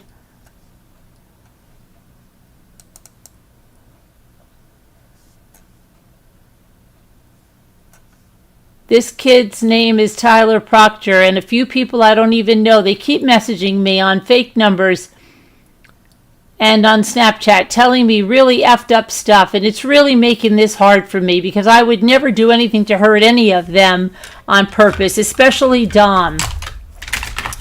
And then she says, would you be able to send me Blair's number? I want to send him a video of him and Don. I feel like it would make him happy. I also found a bag of Dom's old clothes from when he was a little bit younger. They all smell like him.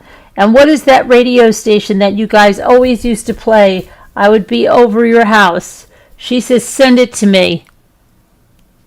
I don't have his number, and I haven't been able to go through much because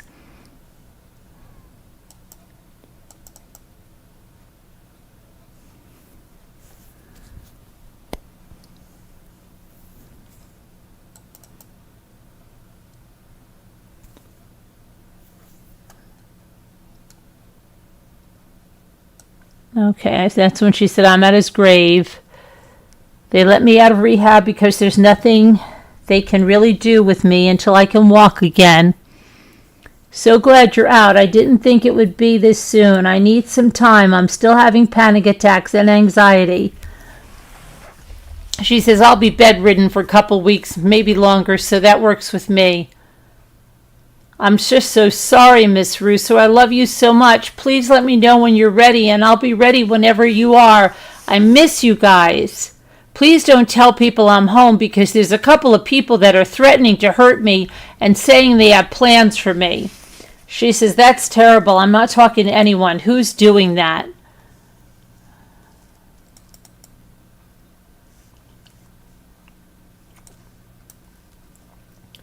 Send it to me. I don't have his number and I haven't been able to go through much because I'm having panic attacks.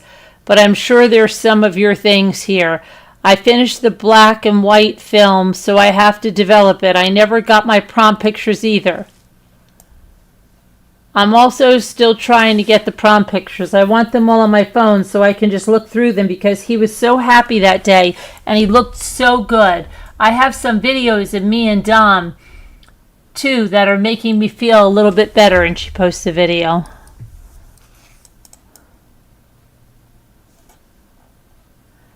The video of us in the car is for Blair. I feel like he would like that video, and the second one is making me feel a little bit better because he looks so happy.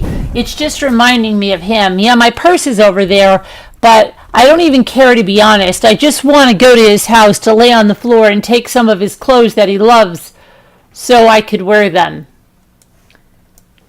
What's Dom's passcode? Something. Please don't delete anything. I just want to see everything too. Whenever you're ready to see me, I just want to go through his phone and see everything that he has of us.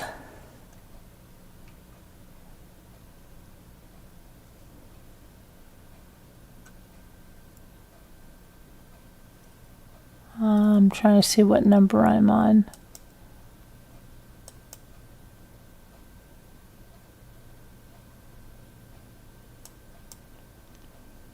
Oh, two scooters here. Hello, two scooter. Hello, two scooter. Okay, we went over that one. Let's see.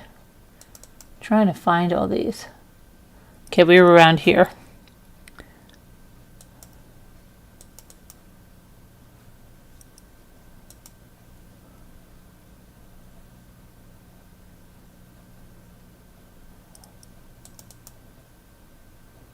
Oh, here she goes. When I come see you, I'll show you all the videos and pictures. The mother says, I'm having a rough morning. Send me some pics to cheer me up.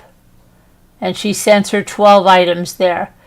She said, just let me know if you want more. I have literally so many.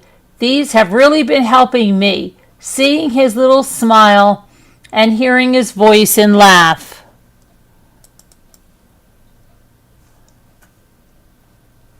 She says, there is the hat that's in your house in Dom's old room that says, "Little Doms, can I please have it?" She says, "Chris had my phone. Now I want all the pics. Anything he had or you had, it's all I got left." No, I want all pics. Anything he had or you had, it's all I've got left. Okay, is charging. She says, "I have a lot of videos. You're going to love them. I miss you so much." She says, "You have no idea." She says, "I can't even imagine. This is so effed up. Blair is coming to see me today. When I come see you, I'll show you all the videos and pictures."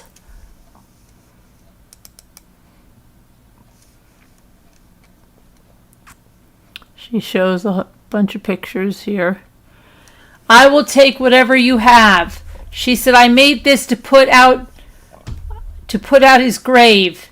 I also already put one at the memorial." "What is it?" she says.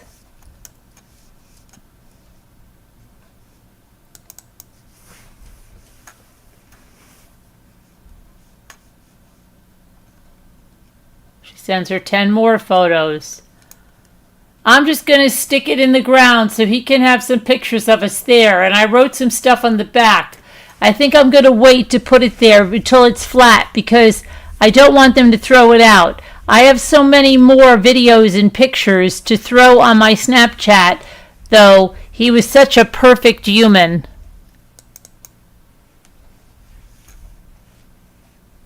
"Oh, I know. It's so effing hard. I'm so sorry, Miss Russo. I wish I could take away all your pain. I wish this never happened. This is seriously killing me. My poor baby. I never thought this would happen to him. We had our whole life planned out. He was just way too perfect. Is there anything I can do for you? Please just tell me." "Kenzie, it's my fault too. I'm sorry. Please just take good care of your mom. I feel so bad for her. This is terrible. Yeah, I will. And tell her if she finds any pictures of Dom and me on his phone to send them to me because I need them." Hold on a minute. I don't know. I wonder if that seems weird. Okay, maybe. "It didn't. I'm not having a good day. Sorry." That's August 20th. That's like literally less than 3 weeks after the crash. "I'll try to figure it out. If you hate me, though, I will stop texting you. I just don't want to be bothering you guys. I feel so bad." She says, "Does it seem like you've been bothering me?" She says, "Yes, I just feel like you hate me. I'm so sorry all this happened. I'm going to get a tattoo on my finger for him. I know I've been asking, but do you think I will be able to come by at his house just for a little bit someday soon? You don't even have to be there or see me."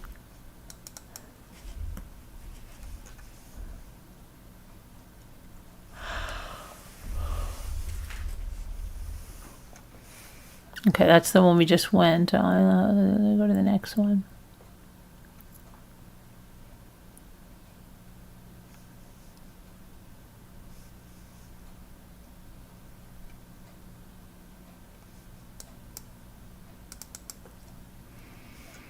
Okay, this one says, "I know I've been asking, but do you think I'll be able to come, just be at his house for a little bit someday soon? You don't even have to be there and see me because I understand that's hard for you. I just want to be there so bad. I feel like it will help me a little bit, and I just want to grab some things, and I will ask you if I can take them before I do." And the mother says, "I don't think you understand how incredibly hard this has been on me. I haven't gone in there except to get clothes to bury him in."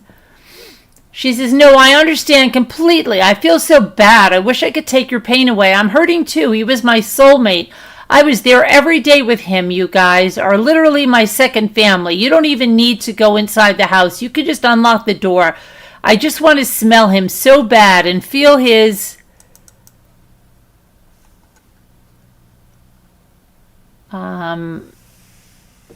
Where was I? Smell him so bad and feel his energy. It doesn't have to be today.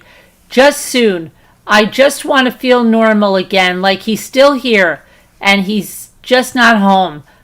I also want to bring you flowers and bring you a bracelet. She says, I like to pretend he's just not home too. And then she says, I'm just so sorry all this happened. I would sacrifice myself to bring him home. Then she says, I wish it was me. And she said, I wished it was me.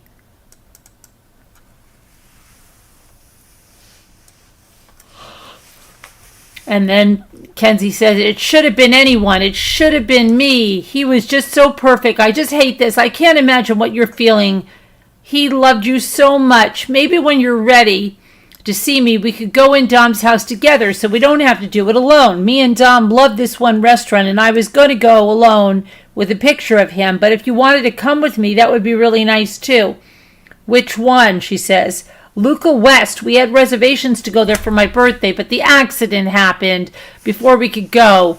I wish we just went before so we could go one last time. All the waiters knew who we were, and they knew what we would eat.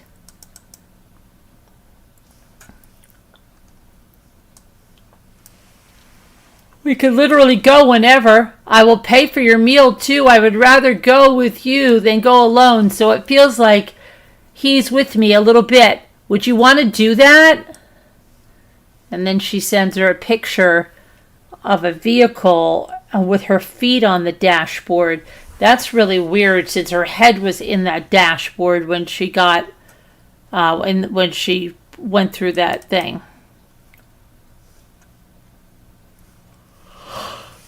Yeah, I didn't get a lot of sleep last night. I had some weird dreams. I think Dom visited me. You were also in my dream. I hope so. Anything to bring some peace to all of this. You told me to be strong. My brain's trying to make sense of all this. He told me. Dom always told me he would want me to be happy even if it wasn't with him. That's impossible because I can't be happy without my soulmate. I really want to come see you. I know you're struggling and I know your baby's gone and I'm so sorry. I just want to bring you some of his favorite snacks and I want to be there for you. I'm so sorry.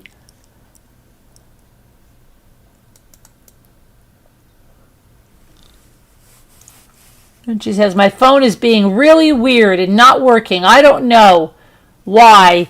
I just want to be able to be there for you. I'm so sorry. Maybe we could go to Luca at the end of the week. She said, your mom just texted me, so I think I'm getting your messages. Okay, good. Do you want to go to Luca Friday? It's okay if it's too soon. We could always go next Friday. I really can't drive far yet. I'm having panic attacks. You don't need to drive. My mom can drive us. I wasn't expecting you to drive. I understand the feeling, but I still understand if you don't want to.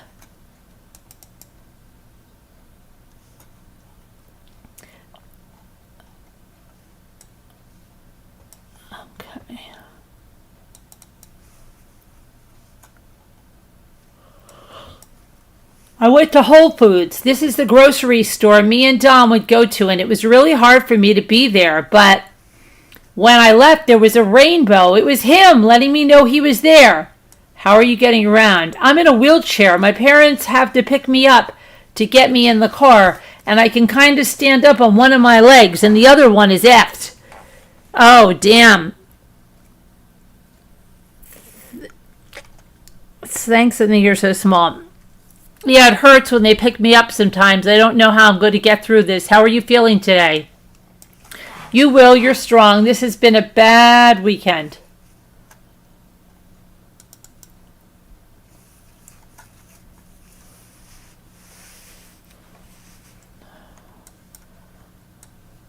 Okay, this is when she said, I wish there was something I could do for you. It's okay if you don't want to. I just want to see you. You're the closest thing I have to him.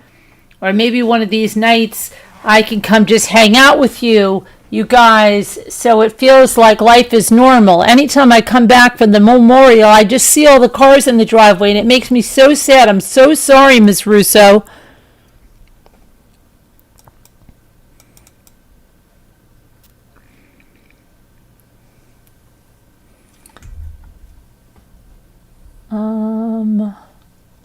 I love you guys so much. I hope I'm still family to you.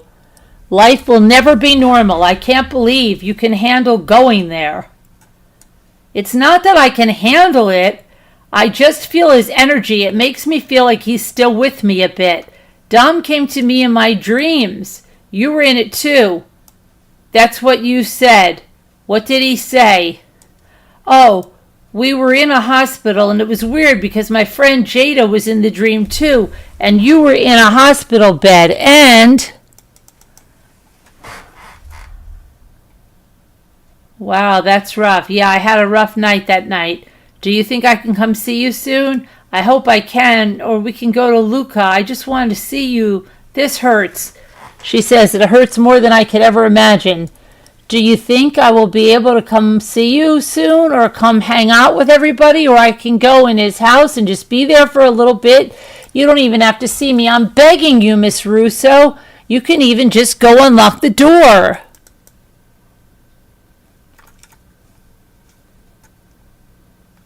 About the dream. Oh, we were in the hospital and it was weird because my friend Jada was in the dream too, and you were in the hospital bed and we were visiting you, and he told me to be strong and to get through this, and I can't really remember what he looked like in my dream, but I felt like he was just an angel. It was so weird, and it made me so happy. It felt like he was with me. I also had another dream where me and Dom were in a jacuzzi with Blair and Mallory, and then Angelo and Dom's dad came in, and Angelo was yelling at me to get the F out of here. And I'm not wanted here, and Dom said she needs to stay, and I woke up. Wow, that's rough. Yeah, I had a rough night that night.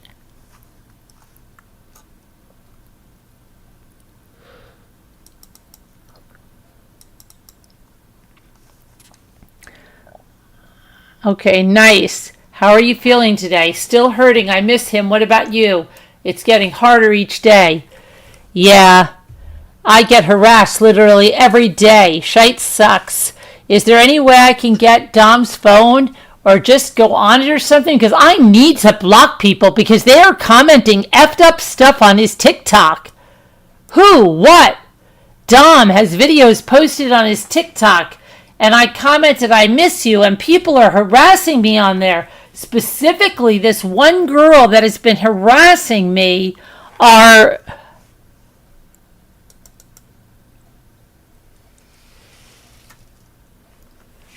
You can even just go unlock the door so you don't have to see. It's not that seeing you. I just can't face the reality of it. I love you, Miss Russo. Do you think I will be able to go to his house soon?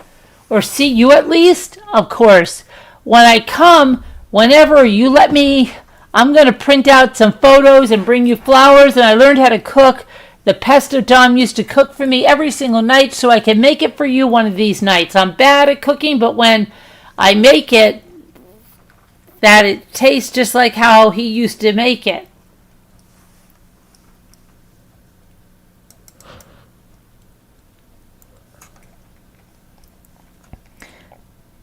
Okay, so she's talking about the TikTok. I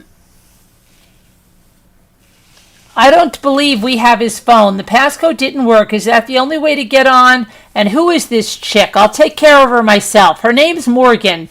It's Chris's girlfriend. She keeps posting weird arse shite and saying I killed him and saying I did it on purpose. And it's hurting me, honestly, really bad, because I would rather... than him, she would rather die than him in a heartbeat. Does the police have his phone? I don't know. I thought I found it when I asked you. What made you start speeding?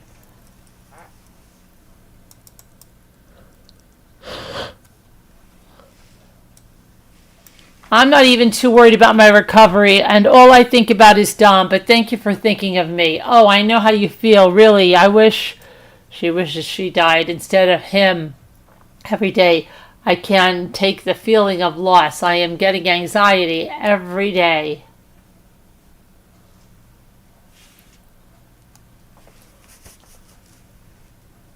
Please don't say that, Miss Russo.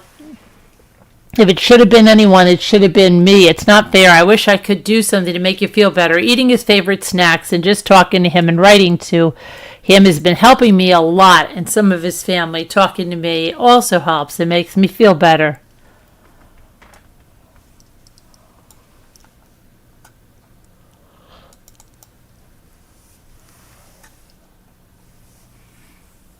I wanted to thank you and your mom for the pictures.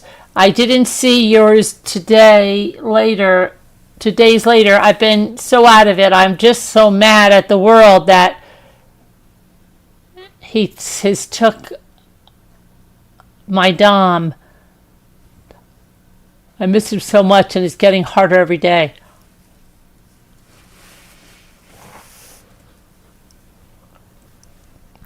She says, you can always text me. I don't get much sleep lately, and it's just been getting harder because it's almost been a month. We have so many pictures. I keep finding more and more. Too, I will show you all of them. This feels like it just happened 3 days ago because it's almost been a whole month, and it's literally insane, but it makes me so uncomfortable and sad. Mother says it's such a waste. Hopefully you will recover, though. She says, I'm not even too worried about my recovery. All I think about is Dom, but thank you for thinking of me.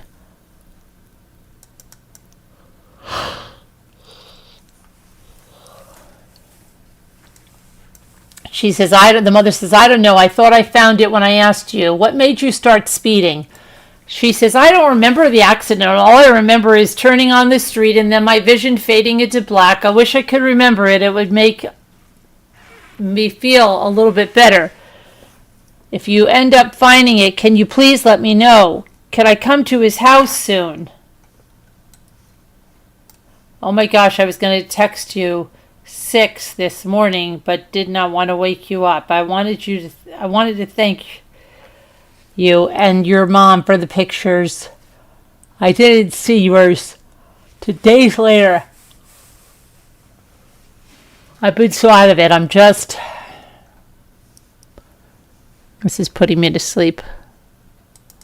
We might have to continue this later on. There's pictures. Let's put on another interview. Let's put on that Hench guy interview. Let's put him on. We'll go back to the text later.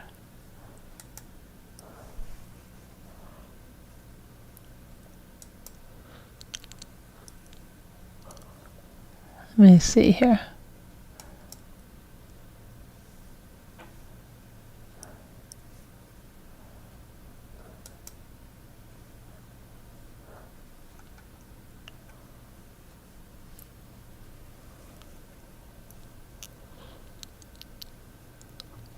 Oh, I have to go to, hold on, I have to go to this one.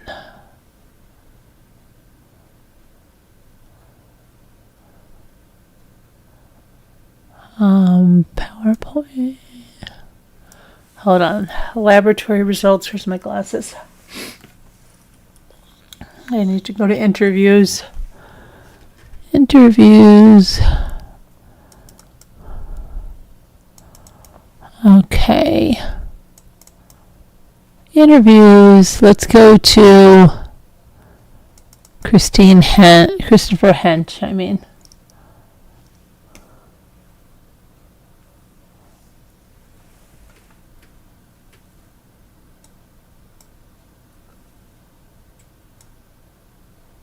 Who go Recording.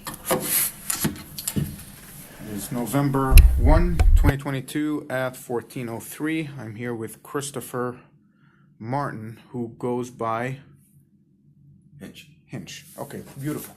So, Chris, thanks for coming down. No problem. I just couple of things. Primarily, I want to ask you about the incident that happened a week before the fatal crash when you were sent down to the highway. But before we get there, I just want to ask you, where do you know Dominic? How long have you known him? I know Dominic through his mother. Okay. She actually took care of a couple cases for me. We ended up becoming real good friends. Okay. And so it's been about 2.5, 3 years now. Beautiful. And I always just try to be there for the kids and you know, they kind of looked up to me, and I just kind of been around for them. Cool. So, do you remember the incident that I'm about to ask you about where Yes. you picked him up from the highway? Yes. Okay. That day, what do you remember? Where were you when you got the call? Who called you, and what did they ask you to do? I was actually at Christine's house. We were sitting around. She had just came back. She was sick. She got out the hospital and wasn't feeling well. Dominic called her, and he was upset. And she was like, "Well, where are you at?" And he was like, "I'm driving in the car with her." And he was like, "I just want to go." He was like, "I don't want to be around her anymore. I'm done." So she was like, "Well, do you mind going to go pick him up?" I said, "Not a problem."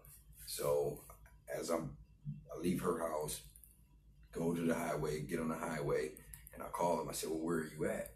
And she was like, "I'll crash this car." I'm like, "Dude, what you mean?" I'm like, "Dominic, just tell her to pull over. Like, I'm right behind you guys, so just pull over and stop, you know, and I'm right here. Like, I'll be there in 2 seconds." So I hop on the highway. They were more down towards the Pearl. I get on at 82, and they were more a little bit past the Pearl exit right there. And, you know, it was raining. So as soon as I pull up, she's just going like this, and he's trying to get out the car. And once he get in the car with me, I said, "Dude, you know, you don't have to deal with this. You're young. You know, you got a long life to live. You know, you don't have to deal with no chick in her attitudes, whatever. If you're not happy, just let her go. You know what I mean? If it was true love, she'll be back." So we're sitting there having that conversation in the car on the way back home. And man, I would have never expected that would even happen. A week later, just mind blowing. But yeah, we got in the car, and he was like, "Man, I just can't deal with, you know, she don't want to listen. She drives like a maniac." I was like, "Well, you know, you don't have to drive with her. You have your own car, you know, and just let her go about her way. Take your time away from her. Get yourself together." And he was like, "Yeah, I think that's gonna be the best thing to do." And then later, about we get back to the house, probably 20 minutes after we get to the house, her dad shows up. He wants Kinsey stuff. He's like, "I have no problem." It's like, "Just have her or you can bring my stuff back over here, and I'll give you her stuff." So he went and grabbed some purses and gave them back to her, and or gave them to her dad, and yeah. So, let me clarify a few things. So, when you got the call, you said 71 at Pearl Road. Were they going toward Strongsville or toward Cleveland? Were they Towards north or Cleveland. south? So they were 71 north, Yes, and they had just passed. Did they get to Bagley or before Bagley? before Bagley. Okay, so that's going to be 71 north between Pearl and Bagley. So when you left the house, were you on the phone with him? Did he call you? Did you call him? I called him. You called him. I called him to find out where his location, where they actually were at, because I'm Okay. coming down the highway trying to meet up with them, and Okay. And they were still moving as this was happening. She didn't. I was on the phone with him. I said, "Well, just tell her to pull it over. You know, we don't need anything happening. Just tell her to pull it over." So she pulled the car over. I said, "Thank God, I'm right behind you." And as soon as I pulled up, Who is she? Kinsey. Okay. And when you were on the phone with him, can you clarify again what you heard her say over the phone? She says she'll crash this car right now. You heard her say Yes. that? Okay. And so they pulled the car over. Were they on the right side or the left side? Do you Right remember? side. Right side. Yeah. So Right off the berm. right off the Yeah. berm. So did you get out of the car or did Dom just come back to you? Well, I was starting to get out the car because I seen her just going over, grabbing him and swinging at him. So she's swinging at him, reaching Yeah. over? Okay. And I started to get out the car, and then I seen the door open, and he jumped out. And I said, "Well, come on, dude, it's raining. Let's get in the car. Okay. We're out of here." And so when you guys left, where was she? She was still in the car. Still in the car, still Yep. at the highway? Okay. Yeah, I let her pull off before we pulled off. Okay. You know, just to make sure the traffic was clear. She got on, boom, and we got off at Bagley, turned back around, came How long have you known her? about the same amount of time. Same amount of time. Yeah. Did you ever talk to her? Very few. Very few. She'll So, say hi, bye, that's just about it. We never really had conversations. ever see them get into it? A few times they argued, yeah. And what was that like? You would just tell her to go, grab your stuff and go. You don't want her around, like, well, that's the best thing for her to do. Mm-hmm. Separate yourself from that situation. On the way back from that incident, how did Dominic feel to you? How did he seem? How would you describe him? He was upset. Upset? Yeah. Because they broke up at that point. Okay. Then they ended up back together 2 days later. Okay. Was he angry? No. He was like, he just couldn't deal with it no more. What exactly did he describe as far as what she had done? Did he tell you, can you believe she did this or did that? Well, he was saying that it was over something stupid. Like, he asked her to do something and she didn't want to do it. And he was like, well, look, all I'm just asking is you keep stuff clean and this, that, and the other. And he didn't want to chill with one of her friends. And I guess that's where she was trying to go to. Okay. And it's like, I don't even like them people. So why would I even put myself around them? I said, I get you. Did he ever confide in you, Dominic? Yeah, a little bit. A little bit? Yeah. Did he ever express concern for his safety around her? Like, hey man, this woman is... No. Okay. No. Did he feel like she tried to kill him that day? Like she intentionally was trying to drive the car into a wall, or was that just a threat? Or I think it was just a threat. I don't think he took it real serious, because if that was the case, he would have never got back in the car with her. Okay. And do you know how they got back together 2 days later? Did she just showed up? Or Actually, any idea? the day they got back together, I ended up flying out or driving out to Omaha, Nebraska. Okay. So the day that he passed away, I got the phone call early in the morning, and I drove all the way back that day. I'm sorry for your loss, man. This has been very difficult for everybody. For everybody, it's Well, sad situation. Is there anything else about that incident or any episodes like this incident that you're aware of that I need to Well, they document? pretty much stayed to themselves. Stayed to He'll come out and play basketball, and then when she was working, and then we would just hang out then. All the kids, we would just shoot around and sit in the backyard and just hang out.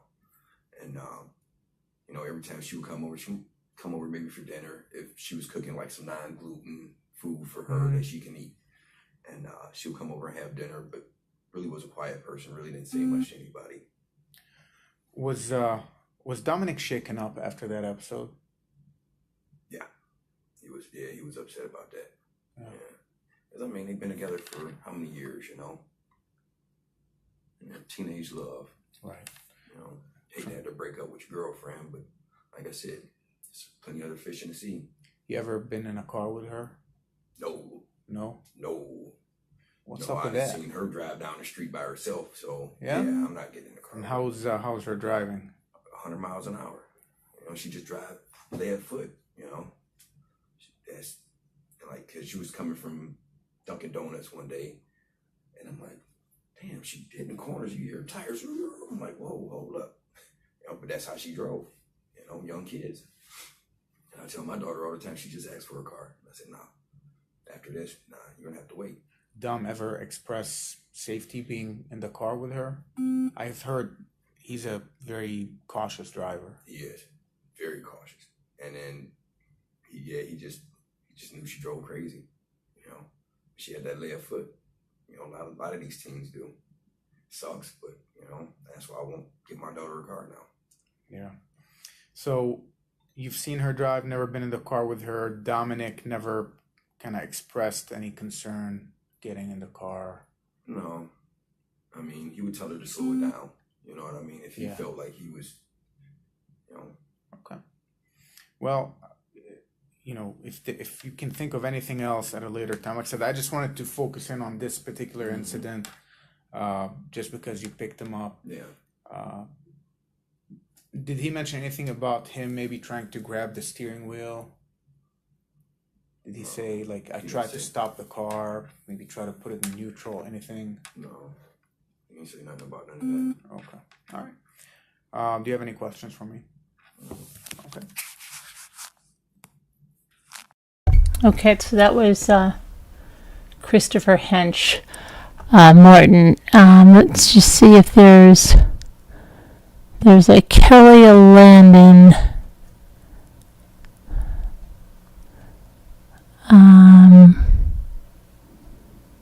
Let's try. What is this? 8, 9. I don't know what that is.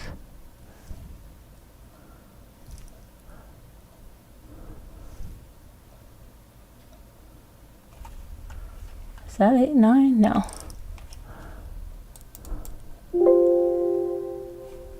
Oh, hold on a minute. Sorry. Kelly.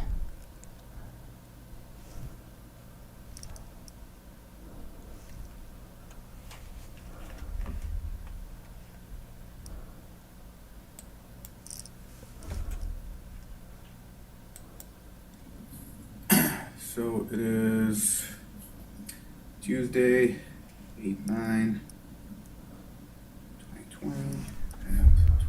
This is How do literally you say your last name? 9 days. Raja. Vraja? Yeah. Okay. Where's that from? Romanian. Romanian? Yeah, Oh, Romanian. okay, cool.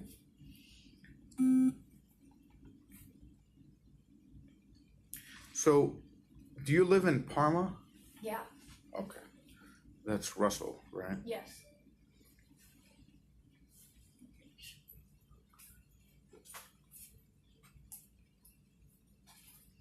Okay. You good with this? Yeah. Okay. Take it back so I can. So, I do have some questions. You're the first person I'm going to talk to. I'm going to let you talk, and then once you're kind of done telling me everything that you want to tell me, Okay. then I'm going to ask some questions, ask you to elaborate on some things, and I have my own little series of questions, okay? Okay. And Mom, how old are you? I'm 18. You're 18? Okay, Yeah. so when you want to stop, you can stop. You're not under arrest, you're not a suspect in anything. Okay. So you open the door, you make a right, and you're out in the parking lot. Okay. Okay? So how do you get out? You get out, you make a left. Make or a left? right. No, it's a left. It's It is definitely a left. and Yeah, then you it's go a right left. out. There you go. That's usually, we do this just to make sure that if something, I do this with everybody, so nobody can say, oh, I felt compelled to talk. I usually give them the wrong directions and make sure they're aware, and then you tell me, no, that's the way out, so you know how to get out of Right. here. So, okay. So, tell me. So I was having a graduation party, and Davion asked to come, and I remember Kenzie asking me a while ago. She asked to come a while ago, but she never texted me that day. Davion texted me that day and was like, hey, can I still come to your graduation party? I was like, of course. And then he was like, I'm coming with Kenzie and Dom. And then I was like, okay, that's perfectly fine. Like, she was supposed to come anyways. And then they got there around like 10:15. Like, they got there a little later. And then stayed for a little bit. I was playing a game with my friends at the table, and they were like at chairs like right on the right of me, like lined up where everybody was sitting, and they sat like right by me because they're not really like friends with all my Parma friends. They're more friends with me, so they were more towards like by me. So I'm like playing with my friends, and then Kenzie's like, hey, like Kelly, come here, and I'm like, what's up? And she was like, do you trip? Which meaning like, do you do acid? And I was like, no, I don't do that. And like, I was like, especially like my mom's here, like I don't want to do that. Like I feel like she was like asking, she didn't say the words, but I felt like she was asking me if I wanted to trip with them at my house. And I was like she didn't say those words though, but I was just like, no, I don't do that. And then like the conversation went on. I don't even know what we were talking about. We just started talking about something else. And then I'm like right by them, so I could still hear what Kenzie was talking about. And she was talking about going to Mark's house, and she was like, should we do it tonight? Like, they were, like, debating still. Like, it sounded like they were debating on if they should trip or not. And they were talking about Mark's house. And then,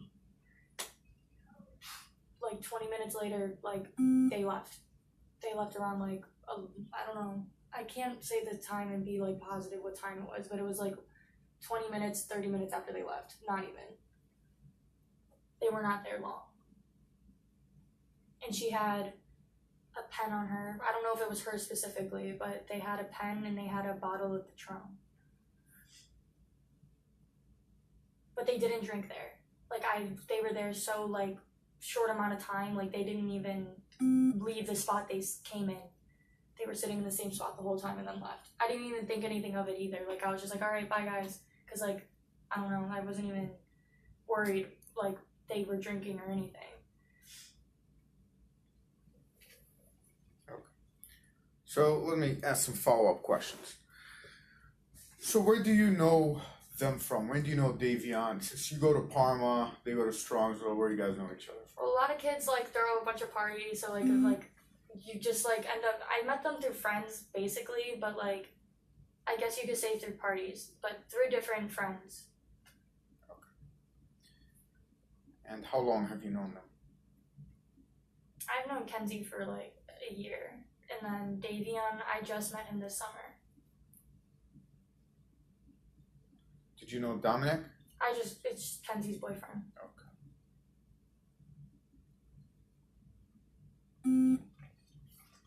Like, I knew him. It wasn't like he was a stranger, but, like, he's just Kenzie's boyfriend to me. Okay. So, how did you know that they were talking about acid? Because when you say trip, like, I'm guessing, and I know she's done them before. I didn't know about Davion doing them, but they were all looking at me, so I'm guessing they're all about a trip that night, like, and, like, I was guessing it was acid. She didn't say acid, though. She said trip. She didn't say acid. So, I know this sounds goofy, but you didn't think they're going to take you on a trip? No. Physically? No. I do not think that at all. Did you notice anything in terms of them having something on their person? Like, did she say, hey, you want a trip here? No, that's what I'm saying. Like, I didn't see the acid. I only know she had a weed pen on her and a bottle of Patron. That's what I saw. Well, I didn't even see the bottle. My friend Alyssa did. I didn't even see the bottle of alcohol. I saw the weed pen, though. I'm not sure if they had the acid or whatever the trip on them. So, you've known them approximately, Mackenzie for a year, through parties and friends. What do you know about Mackenzie? Not rumors, what do you know? She smokes a lot of weed. I don't know her, like, doing drugs or, like, bad things. I just know of, I don't know, not rumors. Okay, what I know, because I've never seen her do acid. I never, like, know if she actually for sure does it. I just heard from other people until that day she asked me. Mm-hmm. But I know she smokes weed, and that's literally, like, her personality trait, honestly. Like, that's it. That's about it. Was this the first time they ever came to your house? Yeah. Was anything suspicious about their behavior? Not at all. Not at all. They seemed completely normal. So why did they leave early?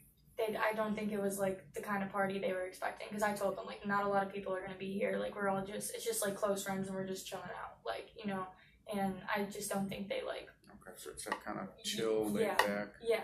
There wasn't a lot of people there. I think they wanted to, like, party. And like I said, I'm not, like, really close with them, so I wasn't like, no, stay. I was like, okay, like, that's fine, you guys can go, like, have fun. Did you notice them, I know you said they were close to you, but did you notice them talking to anybody else, hanging out with anybody else? No, not that I could, like, recall or remember. Okay. What about Davion? Tell me what do you know about Davion? All I know is that he is a good kid. Like, he just tries to make friends everywhere. Like, I know that he was just always trying to do something, get out the house, be with his friends, and just be himself. But I know he smokes weed too, but I never thought he did, like, anything else other than weed. So, in terms of the Strongsville crowd, would you say you're kind of familiar with that group of people they hang out with? As in Kenzie or Davion? Kenzie, for the most part. No. No? I'm not familiar with some of the people she hangs with. Okay. I know, like Strongsville-wise, like, the girl she hangs with, like, she's not even friends with them anymore, so never mind now. What's her name? Like Natalie and Bella and them, but Natalie Blaha. But like they're not even friends anymore. Those are like the Strongsville people. The girls that she hangs out with, I don't even think they are from Strongsville. Natalie Nor do I Baha. know their names. Yeah. So do you know Rosie? Do you know her, Rosie? Rosie, yeah, I know Who's Rosie. Rosie? I know her from like social media, and she's like a model, I guess, and she like my friend photographs her, so that's how I know of her. She like takes pictures of her, but I never hung out with her or anything. I just know of her. Gotcha. Graham or something? Is that the same Rosie? Yeah. Okay. So, the night of the incident, or the night, the eve, I should say, you kind of mentioned that they talked about a guy named Mark, and this is the second time the name comes up. Is there absolutely anything you've heard through social media, anything about this Mark guy, where he lives, who he is? I know where he lives. Where does he live? I only know where he lives because I've been to, he was throwing parties this summer a lot. So that's where a lot of people went to go throw parties. And I've seen Kenzie and Dom there before when I went to the first party. I think it was, I literally think July 4th, because we went to this party and then we left because we didn't like it and we went to a different party and Kenzie and Dom were there. Can I go on my phone to show you the address? Of course. It might take a second. And that's Mark's address. I almost positive. I don't know Mark. Yeah, no, that's but- fine. And we can, like I said, I can vet it, but the name came up a couple of times and Yeah, I'm just trying to find out who he is. I'm almost positive that's his house because my friend does like knows of him and like I guess kind of like threw parties at his house too, like invited people. Do you know if Kenzie buys or sells weed? Like a little no. mini dealer? No, but I know Dom does. Or did. I don't know if he was doing it anymore at the time, but I know he was. Are you friends with any of them on social media? Yes. With who? Kenzie and Davion. So what platforms are you friends with her on? Like Snapchat and Instagram and TikTok.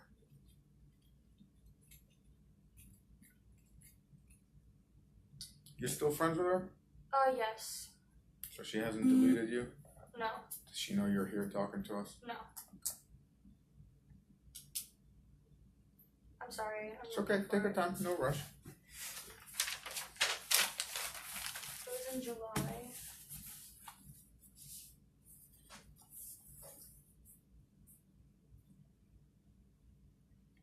Do you know how to track yourself on your own phone? No. I know how to track others. So if you My go, mom and, tracks me. do you have Google Maps? Yes. So if you Google go Maps? on, No, I have Apple Maps. This is the address though. oh, perfect.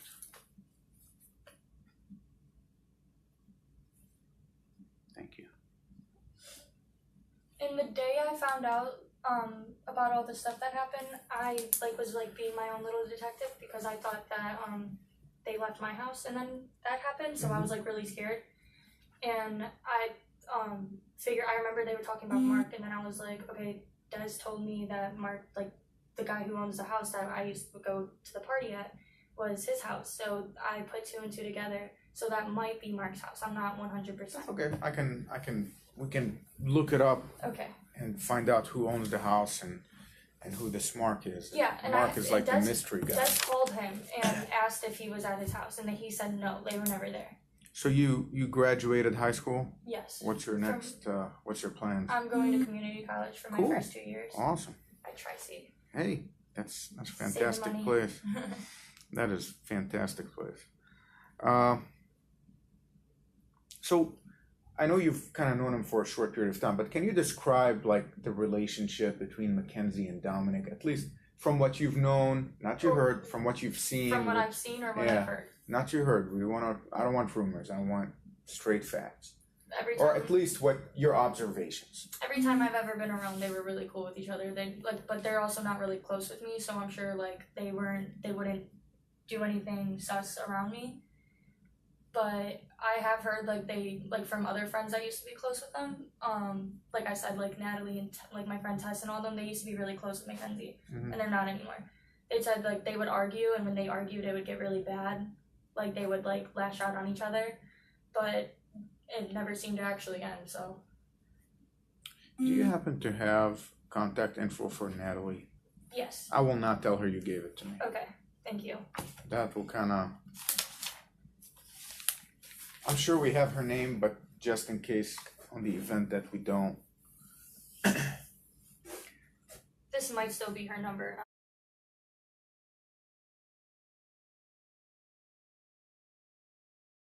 And do you know if she lives in Strongsville? Yeah, she does. You know where? I've been to her house before, but I do not know No where. worries. No biggie. So, you've never seen them kind of argue and lash out at each other? Not at all. Especially that night. They seemed perfectly fine with each other at my house. Anything ever lead you to believe that Mackenzie wanted to hurt herself or anything? Did she say anything? Did she appear depressed? Did No, she look not at sad? all. She seemed happy at my house. Like, She looks yeah, happy? she was like talking about my tomatoes in the backyard, about how they're organic. She was just like making good conversation, like being normal. Okay. Other than the acid part, like she was completely fine. And did you see how they got to your house? No, but I did ask when they were leaving. I asked who was driving, and she said probably me. Those were her exact words. Probably me. But you didn't see what car they came in? I didn't walk them out. You did. Sissy probably doesn't remember. Just was a black car. Okay. Okay. Who's Sissy? My sister. Sorry. Just double check. I've called her that my It's whole okay. life. Can you think of anyone that I need to talk to? Anyone that you think, detectives work on leads, right? And so one thing we do is, I talk to Kelly, and then Kelly mentions this name, and we kind of go down that rabbit hole sometimes. So is there anybody who you think, again, not rumor and gossip, I get it, I was 18 at one Yeah, point. there's so many. And so we want to try to trim down all that gossip and get to I really can't think of like somebody you should talk to because like I said I wasn't really close with like them. I just started becoming good friends with Davion this summer, so like I didn't know much of his friends, but like I only know of Kenzie and her friends, and I barely know Dom at all. I just know of him because of Kenzie. Okay.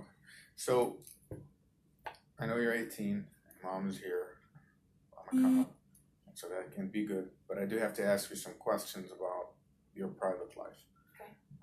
You don't have to answer, but if you do answer and you lie to me, you're not going to get in trouble.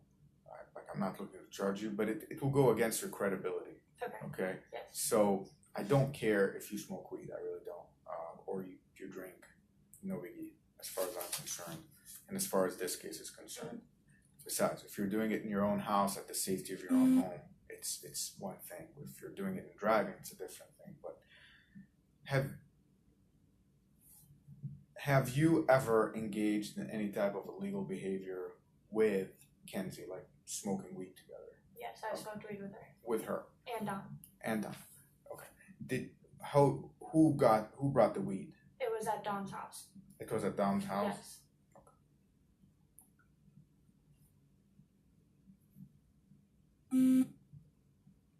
So, how many times have you been to Dom's house? Once. One time. How long ago, do you know?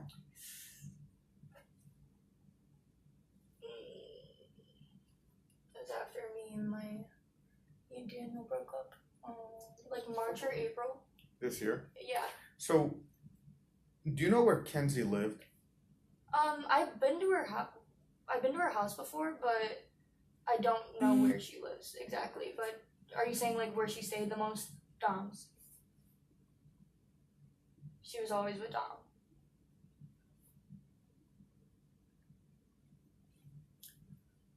So in terms of her social media presence, one thing that a lot of people in the community have sent us were her no longer around. Who's like her little clique?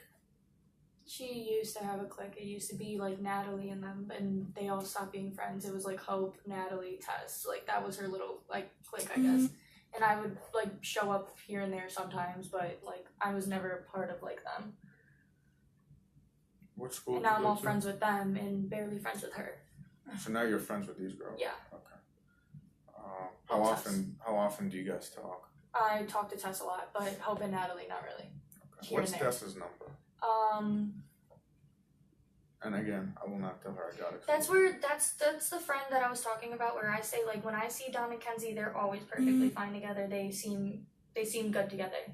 And Tess like was more in there more than I was, and she was like I said, I don't know if they're rumors or like just like talking. She said like when it got bad, it got bad.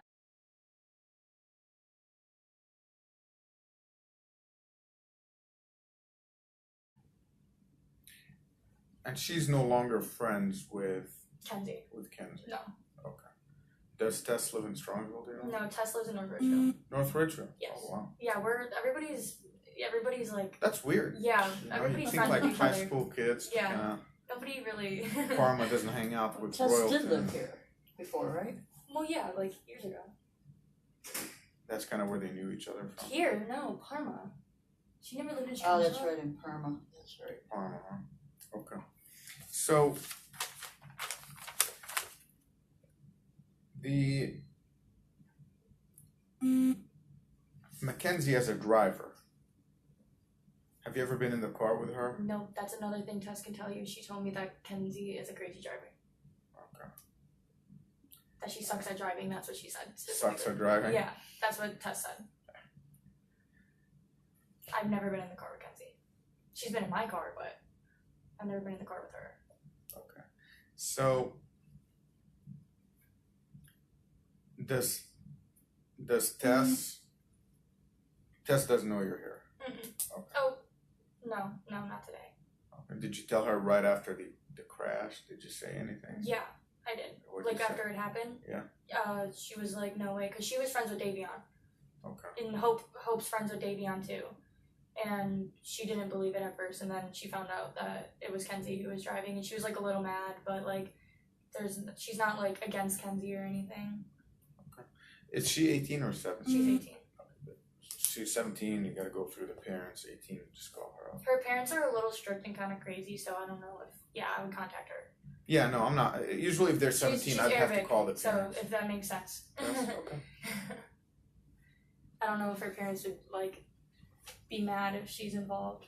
Well, so with something like this, generally, we don't necessarily necessarily compel involved. people to talk, but I mean, two people are dead. It helps. So, if we have to compel her to tell us something that we don't know, there's always a way. She's around. definitely willing to talk. I know for sure she Yeah, will no, be. we'll call. And again, if she's 18, I don't have to tell mom and dad that she's coming. Like I said, it's your choice to have your mom here. If you don't want mom here, mom's out.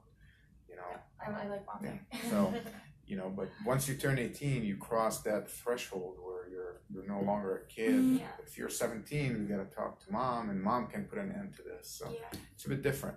So crazy driver, we know some of this weed stuff. I have a question. Sure. Kenzie's never gonna know like I'm here, right? No, not at this Okay. point. No. So the only way. I don't want drama outside of Right. this. No. So here's I gotta be truthful with you. So what's gonna happen is I'm writing my investigation. So I'm the lead detective on this case, and I get to put the whole thing together. So I have another detective helping me, but ultimately I write the big report that goes to the prosecutor. Your name will be there. This conversation will be there. That you came in with your mom voluntarily. We had this discussion. I'm not necessarily going to list everything, just the points that were addressed in your statement and a couple of the follow-up questions. Okay. Because again, I want to eliminate the rumors. So Yeah, right. I want to cut. So you're telling me so the crazy driving. Well, you're telling me Tess said it. So Exactly. there's no point in me putting you in there. Now I would go straight to Tess. And That so the makes things that you're gonna be listed down as is they came to your house, she asked you about the acid, you asked her who's driving, the facts. Those are the things that if this were to go to court, in a big if, right? Like trial, and you were to be called in to testify, you testify to what happened with you, not to the hearsay, not to the, well, I heard through the grapevine, through the social media. You smoking weed has no bearing on this. It just basically, it goes to prove or to show your credibility. So you're like, hey, yeah, I smoked weed with them. So if you're like, no, I've never smoked weed, and next thing you know, we're downloading her entire phone through a search warrant, and now I see pictures of you or text messages from you saying, hey, I want $20 worth of weed. Now my words don't matter. Now you're like, oh, this whole thing is a waste of time because you lied to me. And so if you lied to me in this one particular issue, then what else in here is a lie? And so this is called credibility. Okay, and so, like I said, we're not going to ask you personal questions. It's just one of those, we know weed's a big issue. Again, weed's a minor misdemeanor. We're not even charging people with weed. Doesn't make it legal, but it's not like doing fentanyl, right? If you're doing fentanyl, we're going to have a bigger problem. But you guys can also drug test me. I never did acid that night, I promise. Again, there's no reason for that. Like I said, what I wanted to establish just, hey, Your Honor, Kelly came in with mom, she talked to me. Do you believe her? Yeah, I don't think there's a reason for her to lie. In fact, I asked her if she smoked weed and she told me the truth. So that's all it does. Right. It goes for credibility. So what I'm going to do, your statement is excellent. I mean, it's very spot on. And what I'm going to do is reach out to Tess today and see if I can get her to come and talk to me, or if we can meet somewhere in Ridgeville and discuss this. But, there are a lot of rumors. Don't believe what you're hearing. Okay. What I tell people is just don't contribute to it. So I wouldn't, if I were you, keep this on the DL. I wouldn't go telling anybody, oh yeah, I went to the police. Yeah, because don't even tell Tess or anybody who's friends with you, because you give me a statement, and again, if we were to go to trial, all this will be seen by her defense lawyer. He gets your statement, he gets copies of everything. It's called discovery, to make the field fair for everybody. Prosecution has to share everything with the defense. Okay. And so the statement comes in, my notes come in, but it's important that we're not, adding fuel to the fire. Right. So, did you have any other questions, anything that I can answer for you at this point? I don't think so. Okay, so we established, let me just go over my notes again. We established that you've known her for approximately a year. Even though you didn't go to school together, you've known her through parties and friends of friends kind of thing. Yes. On your graduation night, which I believe was July 30th, correct? Yes. It was the eve of the crash. At your house on Russell? Yes. Right, so that the numbers are what? 3011 Russell? You were having like a kind of like a subdued party, a get together with friends? After family, just a little bit of friends came. Gotcha. And Davion kind of self-invited himself and asked you if Kenzie and Dom can tag along. Yeah. You welcomed them over. At some point in the 20-minute period of time there, Kenzie asked you if you want a trip, which you understood to mean acid. Dropping acid. Although you did not see anything on their person, you did overhear this debate between Kenzie and Dom about going to Mark's house and possibly tripping that night, right? Yes. They were at your house approximately 20 minutes, give or take. She had a weed pen, a bottle of Patron, but they did not drink at your house. And then we said that that she does smoke weed. Again, I think the whole world knows that. You never saw them fighting. You never heard her talk about any type of suicidal ideations, but you have heard that she is a crazy driver, right? Yes. Possibly a good address for Mark is 22628 Westwood, and that you knew in front of you, Mackenzie and Dom were cool with each other, but rumors have it that they argued a lot. Again, we're going to talk to the people who've seen that. Yeah. You have never driven in the car with her? No. And when you asked her when she left her house who was driving, she said, probably me. Mm-hmm. Cool. Does that cover everything that would be pertinent for me? Yes. Okay. So did I give you my card? Yes. I think I did. If anything else comes up, if you can think of anything, anyone that I need to talk to, I gave her phone back. We did do a warrant on the phone, and now we have no reason to keep it. So she's back on social media.